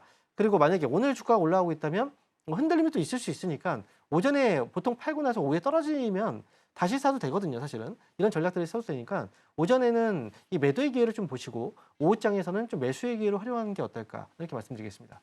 네, 좋습니다. 역시나 좀 변동성이 계속해서 이어지고 있는 장세 분위기입니다. 말씀해 주신 대로 일부 종목의 수급 쏠림이 계속해서 이어지고 있는 상황이고요. 요즘 주목받고 있는 섹터들 강하게 오늘도 올라가고 있는 것으로 확인이 되고 있습니다. 그렇다면 완성적 쪽으로 또 궁금해지는 양상인데요. 일단 이번 주에 실적 발표도 예정이 되어 있습니다. 현대차가 23일, 기아가 24일에 실적 발표를 또 앞두고 있습니다. 완성차 이렇게 올라갈 때 이런 탄력들이 계속 유지가 되면 좀 좋을 것 같은데 사실 실적을 확인하게 된다면 좀 우려되는 부분들은 역시나 있는 상황이잖아요. 이 안에서의 실적 모멘텀을 좀 앞두고 나서 어떤 전략들이 좀 필요할까요? 우리가 자동차 쪽을 볼 때 미국 쪽에서의 그 매출 의존도가 굉장히 높은 편이기 때문에 네. 미국에서의 관세 정책으로 인해서 타격이 많이 예상된다라고 얘기를 했었습니다. 하지만 그 전부터 계속 발표됐던 수출 데이터를 보게 되면은 오히려 수출이 많이 증가를 했던 모습이 나타나고 있어요. 근데 미국 시장에서의 증가가 아니라 미국에서의 감소를 다른 나라 시장에서 메꾸고 있다는 거죠. 그래서 예상보다 우리가 미국 쪽에서의 어떤 불안감들을 잘 이겨내고 있구나라는 이제 그런 데이터들이 발표가 됐었고, 그래서 실적에 대한 기대치가 사실 바닥에 있다가 조금씩 이제 올라오고 있는 이제 상황입니다. 그래서 지금 이제 현대차 같은 경우에는 이 기아하고 마찬가지로 이제 그동안 굉장히 오랜 기간 동안에 좀 쉬어가는 그런 상황들이 있었거든요. 보통 시장이 올라갈 때는 시총 상위주, IT나 자동차 쪽에서 많이 이제 시장을 견인해 주는데 여기 자동차 쪽에 좀 빠져 있었기 때문에 뒤늦게 이 반등이 좀 많이 나오고 있는 것 같아요. 이번에 실적이라는 건 사실 기대치 자체가 워낙에 없었던 상황에서 조금 이제 생겨난 거라 실적에 대한 우려감들은 좀 크지 않을 거라고 생각이 들고요. 그리고 이제 다만 앞으로의 우리가 미국하고의 세부 협상을 어떻게 또 마무리를 해서 현재 그 관세를 내려주느냐. 지금은 25% 관세를 받고 있지만 여기서 만약에 5%만이라도 내려준다면 그것 또한 이제 어쨌든 호재가 되는 거거든요. 만약에 또 10% 줄여놓는다면 좋겠죠. 그러니까 그에 대한 반응들이 분명히 좀 오지 않을까 생각을 해요. 그래서 이 자동차 섹터의 경우에는 단기 반등이 좀 있었기 때문에 가격적으로는 이제 단기가 좀 많이 올랐네. 부담스러울 수 있어도 만약에 여기서 뭐 약간의 또 쉬어가는 조정들이 들어와 준다면 나중을 좀 길게 본다면 자동차 섹터는 지금 현재 가격적인 메리트가 충분히 있다. 이렇게 보시면 좋을 것 같습니다. 그렇군요. 예상보다 자동차 판매가 그래도 수출 데이터에서 봤을 때 나쁘지 않게 찍히고 있는 상황입니다. 그러다 보니 실적에 대한 우려보다는 앞으로 관세 협상 관련해서 실제로 이 협상률이 좀 낮아질 수 있을지, 관세율이 낮아질 수 있을지 이 점에 더 초점을 맞춰서 바라보셔야 될 것 같습니다. 완성차 쪽으로 같이 탄력을 받았다면 부품주도 사실 좀 같이 보면 좋을 것 같은데 이 안에서의 랠리도 좀 준비했다가 들어가는 전략 괜찮을까요? 자동차 쪽이 먼저 사실 움직이고 나서 부품주들이 보통 움직이는데 네. 우리가 생각했을 때는 완성차 쪽이 조금 더 안전한 이제 투자처예요. 그리고 반면에 부품주 같은 경우에는 조금은 좀 불안할 수밖에 없죠. 왜냐면 완성차 쪽에서의 뭔가 좀 실적이 안 나온다면 부품주 쪽은 더 안 나올 수도 있거든요. 네. 그러니까 보통 우리가 투자를 할 때 이제 코스피 시장과 코스닥 시장에 예를 들어 본다면 코스피 시장은 우리가 좀 시가총이 큰 종목들이잖아요. 이게 바로 이제 완성차 쪽의 이제 분위기를 본다면 코스닥 시장 이게 이제 그 자동차 부품 쪽에서의 분위기라고 보시면 될 것 같아요. 어쨌든 완성차 쪽의 실적이 나오고 그다음에 이번에 불확실성이 해소가 된다면 상승폭 자체는 사실 부품주 쪽에서 더 많이 나올 수도 있거든요. 그래서 우리가 조금 리스크가 좀 있긴 하지만 그래도 이제 수익 측면에서는 조금 더 크게 올라갈 수 있기 때문에 부품주들에 대한 관심들도 역시 필요하다고 생각이 들고요. 충분히 조정이 좀 나오긴 했거든요. 그런데 부품주 중에서도 과도하게 떨어진 종목들이 되게 많아요. 근데 그런 종목들 같은 경우에 그만큼 불안감이 크다라고 생각하셔야 됩니다. 만약에 주가가 올라간다 하더라도 그 종목이 소외가 될 수도 있거든요. 그러니까 부품주 안에서도 오히려 주가가 더 많이 떨어지지 않은 좀 잘 버텨줬던 종목들이 오히려 나을 수 있다는 거예요. 그러니까 예를 들어서 뭐 현대모비스라든지 이제 현대차라든지 현대차 쪽에 이제 그 특화돼서 매출이 나오고 있는 기업들 있잖아요. 그런 종목들 위주로 부품주들은 좀 더 안정적인 그 대응이 필요하지 않을까 이렇게 말씀드리겠습니다. 참 어려운 옥석 고르기네요. 아무튼 이 완성차 관련해서 같이 좀 탄력을 받아서 그래도 올라갔던 좀 시세를 보여주는 종목들 안에서의 좀 전략들 잘 세워보시면서요. 투자 포인트들 세워보시면 좋을 것 같습니다. 이렇게 순환매가 돌고 있는 장세이기 때문에 또 하나 투자를 해볼 수 있는 섹터가 어디 있을까 좀 아이디어를 찾아보겠습니다. 미국에서 현지 시간 21일에 10월에 결제혁신 회의가 개최가 됩니다. 이 회의 안에서는요. 스테이블 코인이라든지 디파이 등 여러 가지 새로운 금융 기술이 아무래도 발표가 된다고 하는데요. 그렇다 보면 암호화폐 쪽으로 다시 좀 탄력을 받을 수도 있을 것 같고 여러 가지 좀 아이디어를 받을 수 있는 섹터들이 나올 것 같습니다. 현지 시간 21일이라고 하니까 이제 내일 모레까지 이제 좀 탄력을 같이 받을 수 있을 것으로 보이거든요. 이러한 암호화폐 안에서의 전략들은 좀 어떻게 보면 좋을까요? 이번에 21일 날 진행되는 이제 그 결제혁신 회의는 사실 조금 신선하고 굉장히 좀 획기적일 수 있어요. 네. 연준에서 자체적으로 이제 스테이블 코인과 관련해서 또는 디파이, 탈중앙 금융 이쪽 관련해서 논의를 지금 회의를 한다는 건데 이게 또 실시간으로 다 이제 라이브로 또 생방송에 네. 중계가 되거든요. 보통 이제 이렇게 지금까지는 미국에서는 이런 스테이블 코인이라든지 또는 이 그 가상화폐 쪽은 트럼프 대통령 주도하에 보통 계속 이루어졌거든요. 네. 그렇다면 지금 그 트럼프 대통령과 실제로 지금 대립을 하고 있는 연준 쪽에서의 입장은 어떤가를 봐야 됩니다. 그래서 연준 쪽에서 만약에 스테이블 코인이라든지 디파이 이쪽과 관련해서 이 코인 시장을 조금 더 이제 뭐 긍정적으로 바라보고 그런 논의가 만약에 진행이 된다라고 한다면 그러면 이제 스테이블 코인 관련주뿐 아니라 이 코인과 관련된 종목들 또 코인 시장이 또 커질 수가 있거든요. 실제로 지금 얼마 전에 이제 뭐 미국에서도 ETF 쪽에서는 이제 리플이라든지 또는 솔라나 지금 상장 이제 승인이 이제 예정이 돼 있었는데 이게 지금 철회가 됐었거든요. 지금 무기한 유예가 지금 된 상태라 만약에 연준 쪽에서 뭔가 긍정적인 시그널이 나오게 된다면 이 부분 역시도 이제 뭐 코인 시장이라든지 아니면 코인 관련 종목들 또는 스테이블 코인 관련주들이 좀 힘을 받을 수가 있어요. 그래서 관련 종목들은 아마 여러분들도 많이 잘 알고 계실 겁니다. 미투온이라는 기업도 있고요. 카카오페이라는 기업도 있고, 그다음 우리기술투자, 뭐 아톤, 하나투자증권, 그리고 이니텍, 뭐 KL넷 되게 많거든요. 이런 종목들에 그동안 또 물려 계신 분들도 좀 있을 거고요.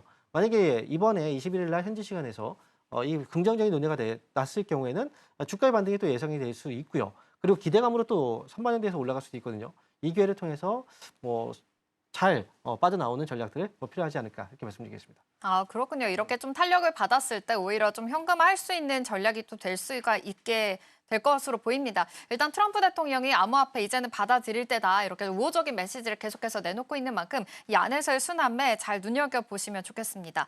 그런데 오늘 지역화폐 관련해서도 좀 뜨고 있어서요. 코나이가 7%, 쿠콘이 3% 지금 강세 흐름 보이고 있는데 사실 뭐 스테이블 코인 관련해서도 이야기가 있지만 지역화폐 쪽으로도 같이 좀 동반 상승할 그런 여력도 있을까요? 지역화폐는 사실 우리나라 개별적인 특수성으로 이제 보셔야 될 것 같아요.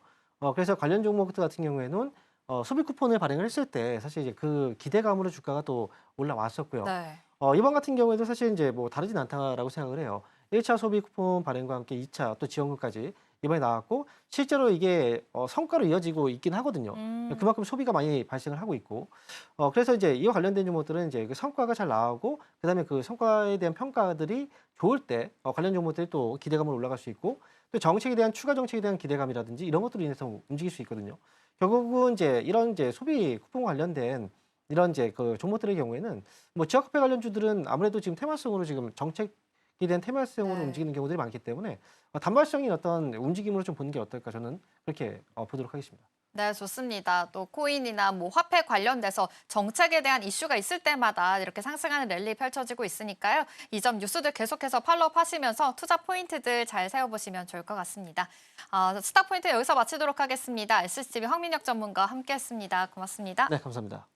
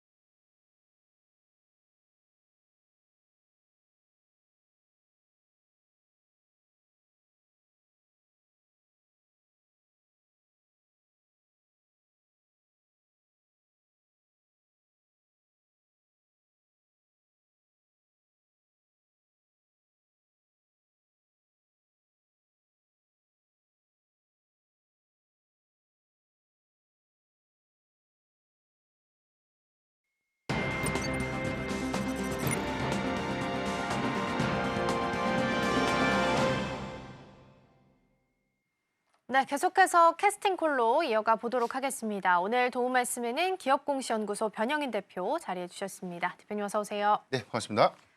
네, 오늘 시장 분위기 먼저 좀 보면요. 일단은 코스피 같은 경우에는 마이너스와 플러스를 계속 오가고 있습니다. 지금은 다시 플러스로 좀 돌아서긴 했는데 계속 보합에서 오르락 내리락 좀 버티고 있는 모습 나타나고요. 코스닥은 조금 더 탄력이 있긴 합니다만 그래도 여전히 강보합 정도입니다.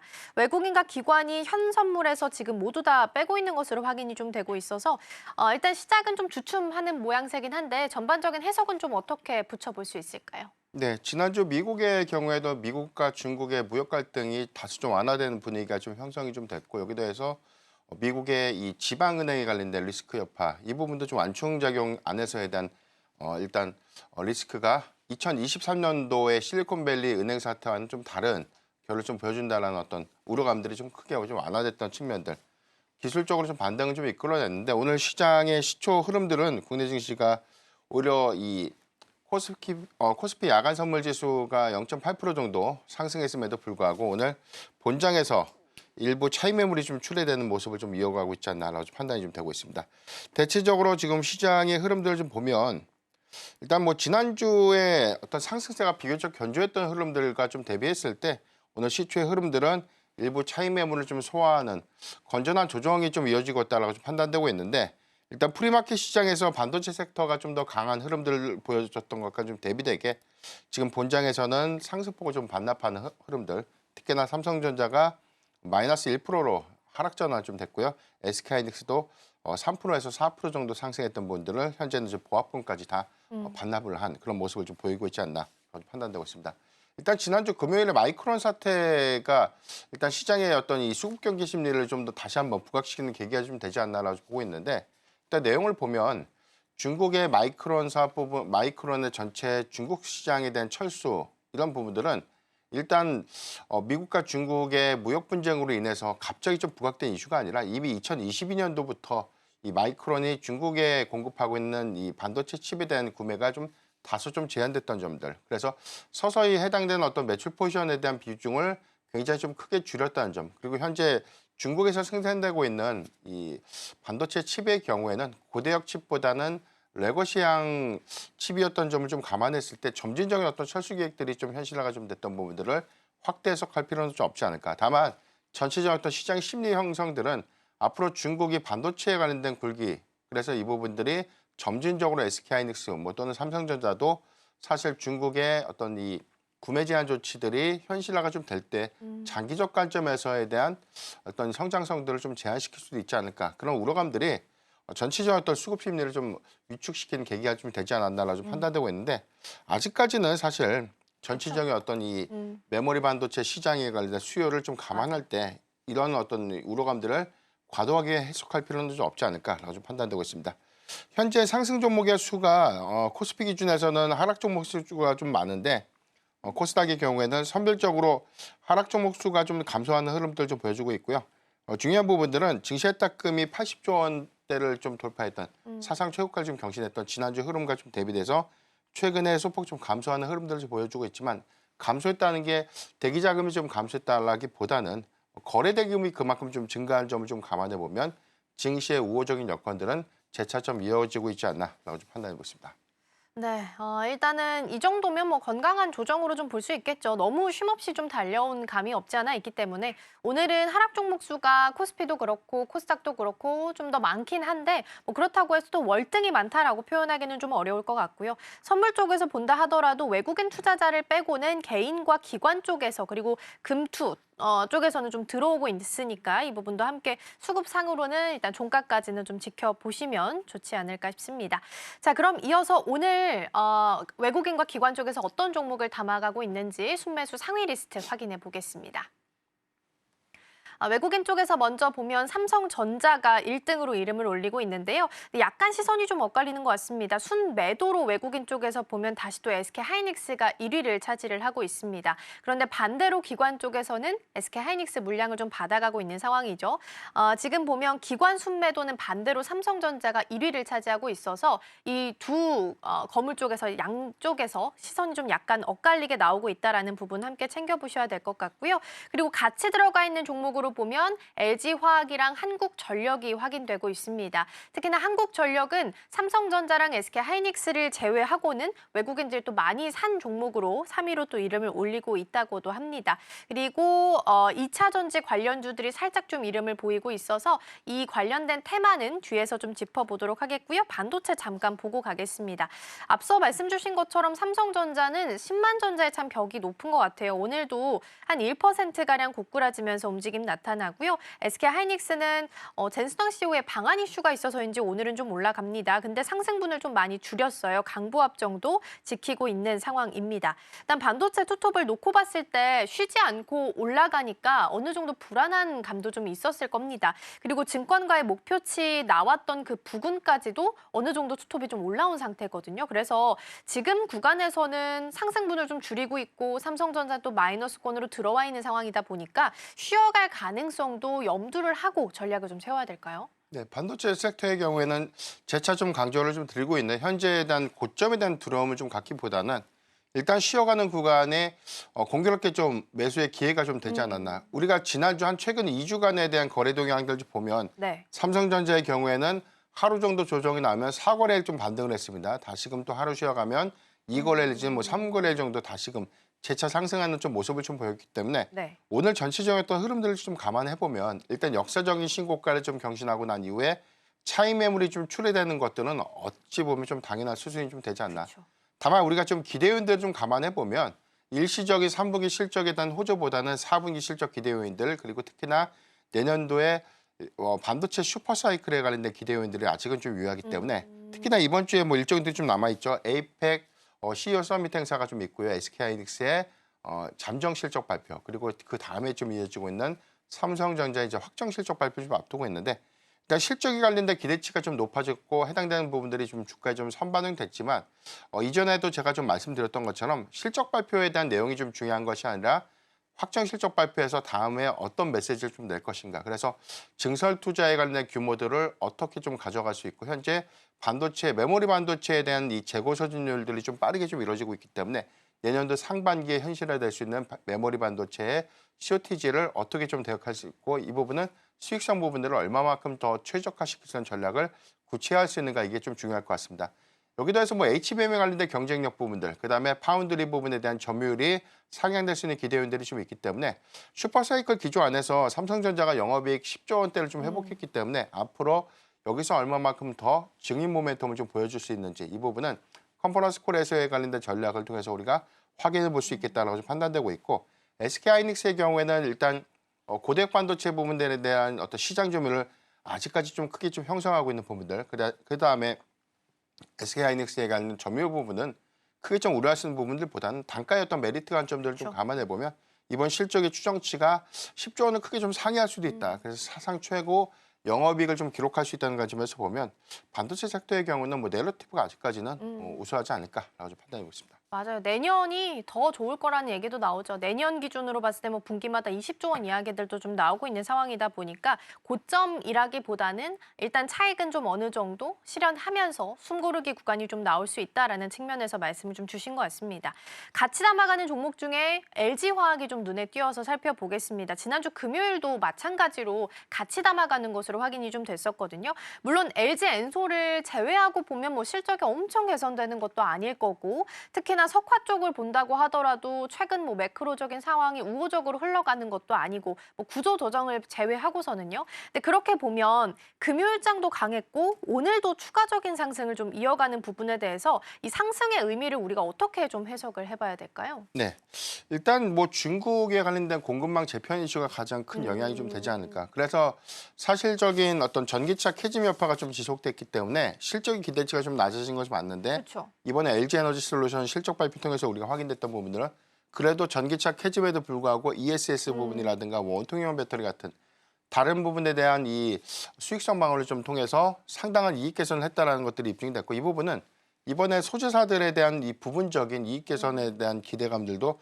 형성되고 있지 않나. LG화학이라든가 최근에 이 포스코 같은 기업들이 조금 시세 연속성들을 좀 보여줬던 그런 부분들은 공급망 관련된 부분들이었는데 사실상 이 LG화학의 경우에는 전구체 사업 부분을 좀 하고 있습니다. 근데 이 부분이 중국의 실질적인 어떤 이 공급망 재편 안에서 소재 부분들에서 뭐 흑연이라든가 인조 실리콘 같은 그런 부분들이 사실상 이 뭐 수출 통제라든가 공급망에 관련된 어떤 통제 이슈가 좀 더 장기화가 좀 된다는 그런 부분이라면 개별적인 어떤 소재의 어떤 이익 개선들 그리고 이 부분을 좀 강점을 갖고 있는 기업들이 단기적인 수혜가 좀 될 수 있는 부분들이 좀 고려돼서 LG화학이 일단 뭐 지난주 시세의 기대감들이 좀 반영되고 있지 않았나라고 판단되고 있고 오늘 전체적인 어떤 2차 전지 섹터들의 하락 부분들은 크게 좀 우려할 수 있는 어떤 이슈들보다는 시장의 조정과 좀 자연스럽게 좀 이어지는 단기 차익 매물이 좀 출회되는 그런 과정이다라고 좀 해석해 보는데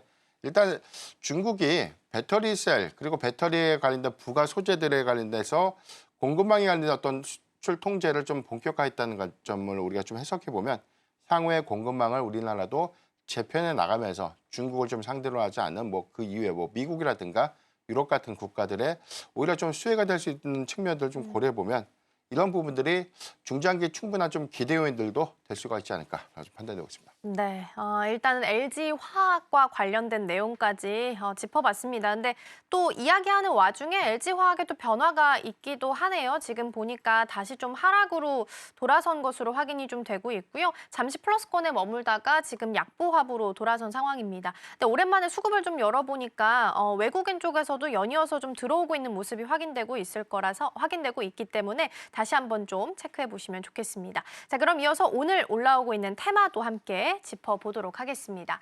자, 그럼 첫 번째 테마부터 보겠습니다. 자동차 쪽인데요. 사실 테마가 개장 초반 대비해서 약간의 변화가 좀 있습니다. 지금 보면 사실상 조금 더 올라오고 있는 건 남북 경협 쪽도 이름을 좀 올리고 있는데 이건 이제 CNN 쪽에서 단독 뉴스가 있었습니다. 임진각 카페를 이달 말에 전세를 냈다고 합니다. 그래서 트럼프 대통령과 김정은이 만나는 거 아니냐라는 이야기가 좀 솔솔 흘러나오면서 남북 경협이 개장 초반 대비해서 좀 올라오고 있는 모습이고요.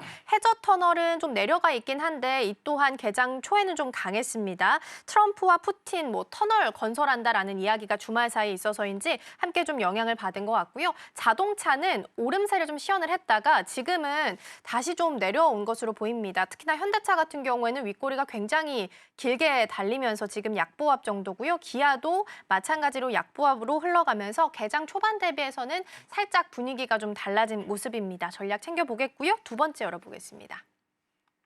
두 번째는 로봇입니다. 로봇 쪽도 살짝 좀 내려와 있긴 한데 그래도 여전히 휴림 로봇이 12%, 로보스타가 8%, 티로보틱스도 7%대 강세 보이면서 움직임 나타나고요. 이제는 테마가 아니라 섹터로서 좀 자리매김을 할 수 있는 시간이 된 건지도 함께 좀 이야기 나눠보겠습니다. 마지막 열어볼까요? 마지막은 2차 전지입니다. 시외에서 그러니까 금요일장 우리 장 마감하고 나서부터 시외에서 사실 많이 좀 하락을 해서 걱정을 했습니다. 오늘도 추가적인 하락이 좀 나오고 있긴 한데 걱정할 필요 없다. 조정과 맞물리면서 간다라는 말씀을 앞서서 살짝 힌트로 좀 주셨기 때문에 어떤 전략이 필요할지 함께 고민을 좀 해보도록 하겠습니다. 자, 그럼 일단 자동차부터 열어서 이야기 나눠볼게요. 개장 초반 대비해서는 좀 내려와 있긴 한데요. 이번 주에 실적 발표를 좀 앞두고 있는 상황이라서 반도체나 원전, 조선 이렇게 난다긴다 하는 섹터들 많이 있었는데 자동차는 그동안 좀 덜 갔으니까 재료 가치를 지금부터는 다시 한번 좀 논해볼 수 있을까요? 일단 자동차 관련 종목들에 대한 가장 큰 주가의 연동 영향을 좀 주는 부분들은 관세입니다. 그렇죠. 사실 실적에 관련된 기대감들을 좀 논의를 좀 하더라도 지난주 상승하게 된 그런 배경들은 한국과 미국의 무역 협상들이 타결될 수 있다는 기대감들이 좀 반영됐던 것이고요. 다만 오늘 일부 좀 하락 전환했던 흐름들, 전체적으로 시장이 좀 단기적으로 조정받는 그런 시초에 좀 조정받는 모습이 좀 나오고 있는 그런 배경들은 이번 주 이 방미 협상단이 귀국을 했는데 사실 여기서 좀 마무리가 좀 되지 못하고 이 부분이 에이펙 정상회담에서 최종 타결될 수 있다는 여지를 좀 남겨놨던 점. 그래서 지금은 시장에서 우려스러운 가장 큰 이유는 트럼프 대통령이 계속해서 좀 재차 강조하고 있는 네. 3,500억 달러 규모의 선불 투자. 자, 이 부분이 이번 협상의 가장 큰 난항이 좀 되고 있지 않나. 이 부분에 대한 협의가 충분히 좀 조율되지 않았기 때문에 이 부분이 조금 더 장기화가 좀 되는 것이 아닌가라는 그런 우려감들이 전체적인 어떤 수급 심리를 좀 위축시키는 좀 배경이 좀 되지 않았나 좀 보셨기 때문에 자동차주의 경우에는 지난주 수급 흐름에서 좀 우리가 확인했던 것처럼 일단 관세 관련 리스크가 좀 완화되거나 좀 해소될 필요가 좀 있지 않을까. 실적의 기대치라든가 전체적인 어떤 이 전략들은 사실 그래도 비교적 좀 견조한 그리고 양호했던 지표들을 좀 제시를 좀 해줬지만 가장 크게 자동차주 그리고 자동차 부품주들이 상승하지 못하게 된 가장 큰 배경은 일단 관세 협상에 관련돼서 일본이라든가 유럽의 경우에는 15% 정도에 대한 관세 협상을 최종적으로 좀 조인했기 때문에 현재 미국에서 25%의 관세를 현재 부과받고 있고 이 부분이 다소 장기화가 좀 될 수 있다면 당연히 판가를 전이시키는 전략이라든가 아니면 영업이익을 좀 크게 급감시키는 어떤 마케팅 전략 안에서에 대한 비용이 좀 증가될 수 있는 요인들이기 때문에 사실 중요한 부분들이 관세 관련 리스크 해소가 좀 중요할 것 같고 이 부분이 좀 명확해진다면 주저하지 말고 저는 자동차 그리고 자동차 부품주의 경우에는 지수 상승에 관련된 어떤 갭을 좀 메꿀 수 있는 수급이 단기적으로 좀 유입될 수 있지 않을까. 그래서 저는 관세 협상에 관련된 어떤 이 내용들을 조금 더 주시를 해보고 난 이후에 접근해도 좀 늦지 않다는 점 참고하면 좋을 것 같습니다. 그러게요. 아깝긴 하네요. 또 상승세가 개장 초에 나왔다가 지금 떨어지고 있는 상황인데 관세 협상이 문제기는 하죠. 근데 대부분 쟁점에서 실질적인 진전을 이뤘다. 한두 가지 정도만 협의하면 된다라는 뉴스가 나오긴 했는데 이 또한 말씀 주신 것처럼 여지가 남아있는 거죠. 언제든 뒤바뀔 수 있다라는 위험성이 있다 보니까 투자자 입장에서는 확실한 불확실성이 좀 더 올라오다 보니까 주가에서는 약간 눌림이 좀 나오고 있는 것 같습니다. 자, 그러면 로봇 쪽으로도 전략을 하나 좀 챙겨볼게요. 여쭤볼게요. 생각보다 랠리가 좀 꽤 오래 지속되는 것 같아요. 근데 이제 실적 시즌도 본격적으로 시작돼서 걱정하시는 분들도 계실 것 같아서 이거를 더 이상 테마가 아니라 일단 어느 정도의 섹터로서 자리매김할 수 있는 무게감 정도로 해석을 다시 좀 해야 될까요? 네. 일단 단기적인 이벤트는 뭐 지난주에도 제가 강조를 좀 드렸어요. 일단 테슬라의 주주총회 11월 6일로 좀 예정이 좀 돼 있죠. 공교롭게도 우리가 중소형주, 그러니까 우리가 3분기 실적 보고서에 대한 이 제출 마감 시한이 11월 15일까지입니다. 그래서 이제 코스닥의 대다수 종목들이 잠정 실적 발표를 하지 않는 기업들은 11월 14일 내지 11월 15일에 집중해서 실적 발표를 좀 많이 하고 있기 때문에 11월 6일까지를 좀 6일에 관련된 어떤 기대감들을 우리가 뭐 계속해서 주목해 볼 필요는 없지만 사실 테슬라가 이번에 이 주주총회에서 이 3세대 옵티머스 로봇에 대한 공개 부분들 그리고 여기서 대량 양산에 관련된 구체적인 어떤 계획들이 전반적인 어떤 로봇 산업의 어떤 기대 요인들이 좀 될 수 있기 때문에 그런 기대감들이 오늘도 역시나 수남의 시세 안에서에 대한 흐름을 좀 가져가고 있지 않을까라고 좀 판단되고 있습니다. 다만 테슬라가 이번에 이 휴머노이드 로봇의 대량 양산을 위해서 이 로봇의 어떤 부품을 좀 정밀 제어 시스템 같은 그 로봇의 핵심 부품들에 대한 구매처가 공교롭게도 좀 중국입니다. 이런 것들을 좀 감안해 보면 국내 로봇 기업들이 테슬라와 직접적인 어떤 이 공급망의 어떤 편입 가능성들이 저는 뭐 몇몇 종목들을 좀 제외하고는 네. 크게 조금 실질적인 어떤 공급망의 어떤 수혜를 좀 입을 수 있는 종목들은 제한적이다라고 좀 판단되고 있기 때문에 지금 전체적인 어떤 수급 기조는 좀 과일 양상에 대한 흐름을 좀 이어가고 있는 것은 맞지만 기대감들이 상당히 좀 주가에 좀 반영되는 점도 좀 고려를 해보면 일단은 점진적으로 어떤 이 상승가를 좀 높여가는 구간의 비중 축소, 점진적인 어떤 분할 매도가 좀 필요한 시점이 아닌가라고 좀 판단되고 있고요. 테슬라의 주주총회를 좀 기점으로 해서 좀 세론이 좀 나올 수 있는 가능성도 염두를 해야 될 것 같고 여기에 더해서 실적 발표를 통해서 대다수의 로봇 기업들이 실적에 관련된 어떤 양극, 그다음에 뭐 괴리감이 굉장히 좀 크죠. 몇몇 종목들을 좀 제외하면은 뭐 클로봇이라든가 뭐 로버스타 같은 몇몇 종목들에 대한 매출 성과는 오히려 좀 크게 보면 뭐 이익 기조를 가져가고 있지는 않지만 매출이 또 증가 추세를 좀 가져가고 있는 부분들 이 부분은 기대 요인들이 좀 될 수 있지만 그 이외의 어떤 기업들의 경우에는 아직까지 실질적인 어떤 이 실적이라든가 이익 훼손이 좀 심화됐던 구간들 좀 감안해 보면 일단은 리스크 대응 관점에서는 11월 초쯤에 우리가 좀 대응은 좀 필요한 구간이 아닌가라고 좀 판단해 보십니다. 맞아요. 그게 진짜 고민인 것 같긴 해요. 어쨌든 실적이 뒷받침되는 섹터는 아니다 보니까 리스크 대응이 꼭 필요하다라는 측면에서 조언을 좀 주셨고요. 기점으로는 11월 6일 테슬라 주총 있으니까 함께 챙겨보시면 좋겠습니다. 자, 그럼 2차 전지로 빠르게 넘어가 봐야겠습니다. 일단 3분기 어닝 시즌 마찬가지로 시작이 좀 되면서 2차 전지도 뭐 이쪽에 대해서는 걱정스러운 부분이 많기는 합니다. 물론 이제 LG 엔솔을 통해서는 어느 정도 흑전 확인을 했고 다른 종목들도 흑전에 대한 기대감이 있는 일부 종목들도 있기는 합니다. 그런데 이제 시외에서 정규장 끝나고 나서 금요일부터 좀 떨어졌고 오늘도 사실 주가가 그렇게 막 크게 오르고 있는 건 아니라서 본격적인 반등을 기대하시는 분들한테는 또다시 실망감을 주는 것 같아요. 어떻게 판단을 해볼까요? 네, 2차 전지 기업들의 경우 지난주에 상승 기대감들은 사실상 뭐 중국의 공급망 재편 관련된 기대감들이 좀 일부가 좀 반영이 됐지만 전체적인 업황의 회복 기대감들, 특히나 LG 에너지 솔루션의 실적 발표 이후에 확인됐던 점들이 전기차 캐즘에도 불구하고 ESS라든가 원통형 배터리의 매출 증가 부분, 출하량이 좀 증가됐던 요인들이 오히려 이 수익성 방어 측면에서 기대 요인들이 좀 됐습니다. 반대로 이런 부분들은 2차 전지 소재사들에 대한 상반기보다 좀 완화된 이익 개선 기대감들이 좀 반영이 됐고요. 전체적으로 이 양극 소재사라든가 뭐 음극재 기업들의 경우에도 사실 실적의 추정치가 상반기 대비해서 3분기에는 소폭 좀 완화되거나 턴 어라운드 할 수 있는 어떤 기대감들이 유효하다는 점 좀 감안해 보면 저는 오늘의 어떤 쉬어가는 구간들은 우리가 실적 회복 관점에서 조금 더 관심을 좀 가질 수 있는 구간이 아닌가라고 좀 판단되고 있고요. 배터리셀 3사의 지난 한 5거래일 정도에 대한 평균적인 수익률을 좀 보면 삼성 SDI가 한 20% 정도 상승을 했고요. LG 에너지 솔루션이 15%, SK 뭐 이노베이션이 10%대 좀 상승을 했기 때문에 오늘 한 2%대 지금 시초보다는 좀 낙폭을 좀 축소하는 모습이 좀 확인되고 있지만 오늘은 뭐 사실 일부 좀 차익 매물을 좀 소화하는 그런 과정 정도로만 해석하는 것이 좀 맞지 않을까. 다만 좀 중요한 부분들은 테슬라의 실적 발표를 좀 앞두고 있고 전체적인 어떤 3분기 어닝 시즌이 현재 좀 시작되고 있는 점이기 때문에 실적의 어떤 개선 기대감들이 수급의 어떤 기대 요인들과 좀 맞물리면서 반등할 수 있는 요소는 좀 되고 있지만 앞으로 좀 중요한 포인트는 3분기보다 이제 4분기죠.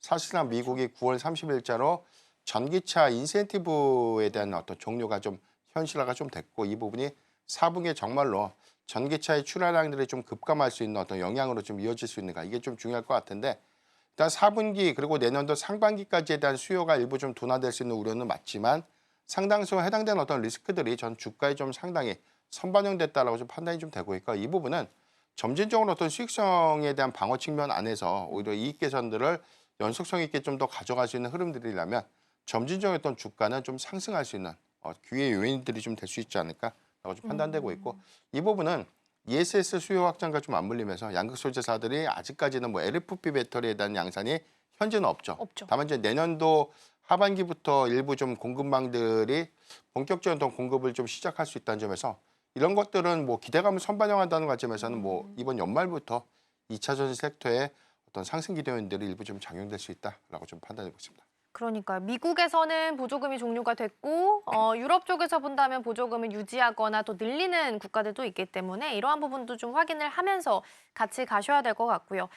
일단 실적을 봤을 때는 아직까지 캐즘 수요에 대한 극복이 없는 상황이다 보니까 이거를 ESS가 상쇄를 시켜줄 수 있는가가 가장 중요한 포인트가 될 수 있을 것 같거든요. 그럼 그런 기준으로 본다면 탑픽 선정은 어떤 종목으로 좀 보면 좋을까요?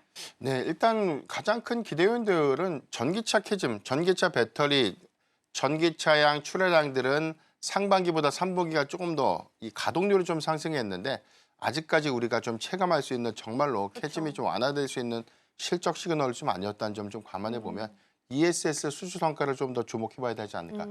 현재 이 북미양 ESS 수주 성과를 보면 LG 에너지 솔루션이 가장 많은 수주 성과를 좀 보이고 있고요. 국내의 경우에는 삼성 SDI가 전체 입찰군의 한 80% 정도에 대한 수주 입찰을 좀 체결했다는 점.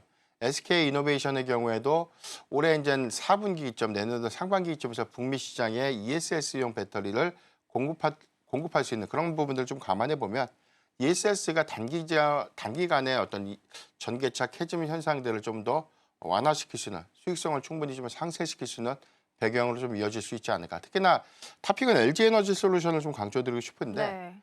일단 뭐 이전에 최근에 좀 체결했던 테슬라양 전체적인 어떤 ESS 공급 규모 한 6조 원입니다. 전체 계약 일수가 한 3년이라고 좀 추정을 해보면 이 부분이 올해는 아니지만 내년도 1분기부터 가시성 있는 매출로 좀 이어질 수 있겠고요.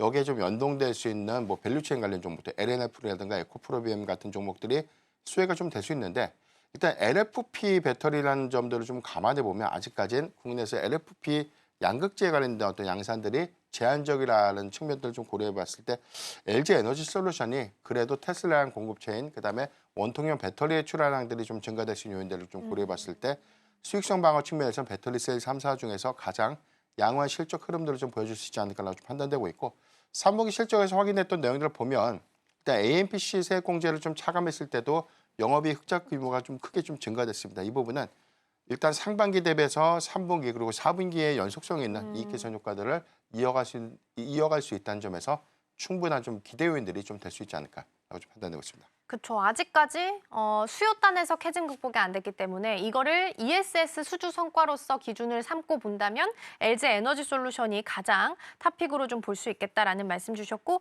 오늘은 기관 쪽에서 순매수 상위단에서 확인되고 있고요. 사실은 오늘 가수급이니까 제외하고 본다면 외국인과 기관이 거의 4거래일 연속 좀 들어오고 있습니다. 외국인은 5거래일째 들어오고 있는 상황이라서 오늘 종가까지 함께 확인을 좀 해보시면 좋겠고요.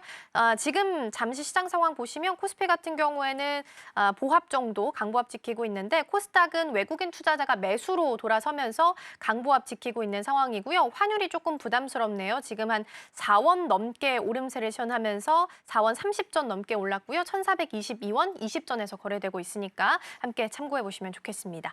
자, 이렇게 해서 개장 분위기 잘 살펴봤고요. 대표님과는 여기서 인사 나누겠습니다. 오늘 말씀 고맙습니다.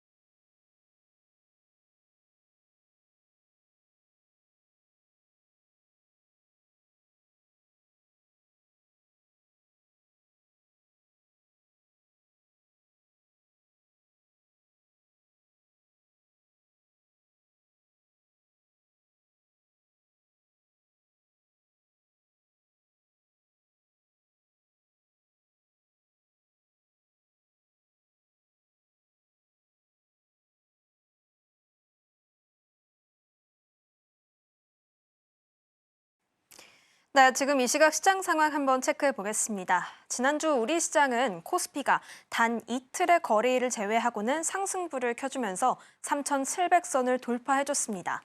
이제는 3,800선까지 뚫어낼 수 있을 것인지 이에 대해서 좀 촉각이 견두세워지고 있는데요. 한편 시장에게 우려감을 줬던 미중 무역 갈등과 그리고 지역은행 부실 대출 우려감은 조금 안개가 걷히는 듯합니다. 한 주의 문을 여는 월요일입니다. 과연 우리 시장은 어떤 방향으로 나아가고 있는지 자세한 지수 상황부터 살펴보도록 하겠습니다. 네, 먼저 코스피입니다. 코스피 오늘 강보합 출발해줬다가 약세로 잠깐 전환을 해줬었는데요. 다시 상승세로 올라간 모습 보여주면서 3,756선을 현재 지나가고 있습니다. 코스닥도 마찬가지로 상승세 보여주고 있습니다. 일단은 빨간불 양쪽에서 모두 켜주고 있는 모습인데 코스닥은 867선에서 움직이고 있는 모습 확인됩니다. 수급으로 넘어가 보도록 하겠습니다. 네, 일단 오늘 코스피에서는 메이저 주체들이 좀 매도세를 동반 매도세를 보여주고 있습니다. 특히 외국인의 팔자세가 조금 더 강하게 보여지고 있는데요. 코스피가 장 초반에 중반 정도 이렇게 지나가게 됐을 때 사실 미중 간의 화해 무드가 나왔음에도 불구하고 이렇게 약세를 보였던 것은 외국인의 매도가 더 강했기 때문이다라고 좀 풀이가 되고 있습니다. 반면 개인 같은 경우에는 4천억 원 넘게 물량을 담아내주고 있는 모습 확인됩니다. 코스닥 수급으로 넘어가 보겠습니다.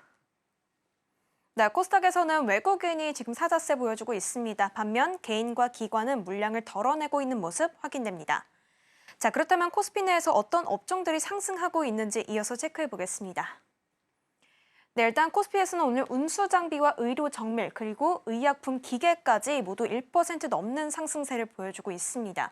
오늘 운수장비 안에서는 조선주가 좀 혼조세로 출발을 한 가운데 한화오션이 강한 상승부를 켜주고 있는 모습이 좀 확인이 되고요. 기계 안에서는 오늘 반도체 랠리가 좀 이어지는 과정에서 소보장단까지 이 훈풍이 이어지는 모습들이 확인이 됩니다. 이어서 제조업과 음식료품도 0.51%, 0.43% 현재 상승부를 켜주고 있습니다. 자, 이어서 하락업종도 알아보시죠. 네, 일단은 코스피 하락업종에서는 일단 전기가스업과 유통업 모두 1% 넘는 하락세 보여주고 있습니다. 그리고 화학까지 파란불 켜주고 있는 모습 확인됩니다. 코스닥 상위 업종도 살펴보도록 하겠습니다. 네, 코스닥에서는 일단 섬유 의료가 오늘 강한 급등세를 보여주고 있습니다. 4% 가까운 상승세 보여주고 있고요. 이어서 기계 장비, 코스닥에서도 마찬가지로 강한 시세를 내주고 있습니다. 2.55% 상승해주고 있고요. 제약도 오늘 좀 시장에서 좀 좋은 흐름을 보여주고 있기 때문에 2.2% 정도의 강한 상승세 보여주고 있습니다. 자, 그렇다면 이어서 코스피 거래대금 상위 종목도 한번 살펴보도록 하겠습니다.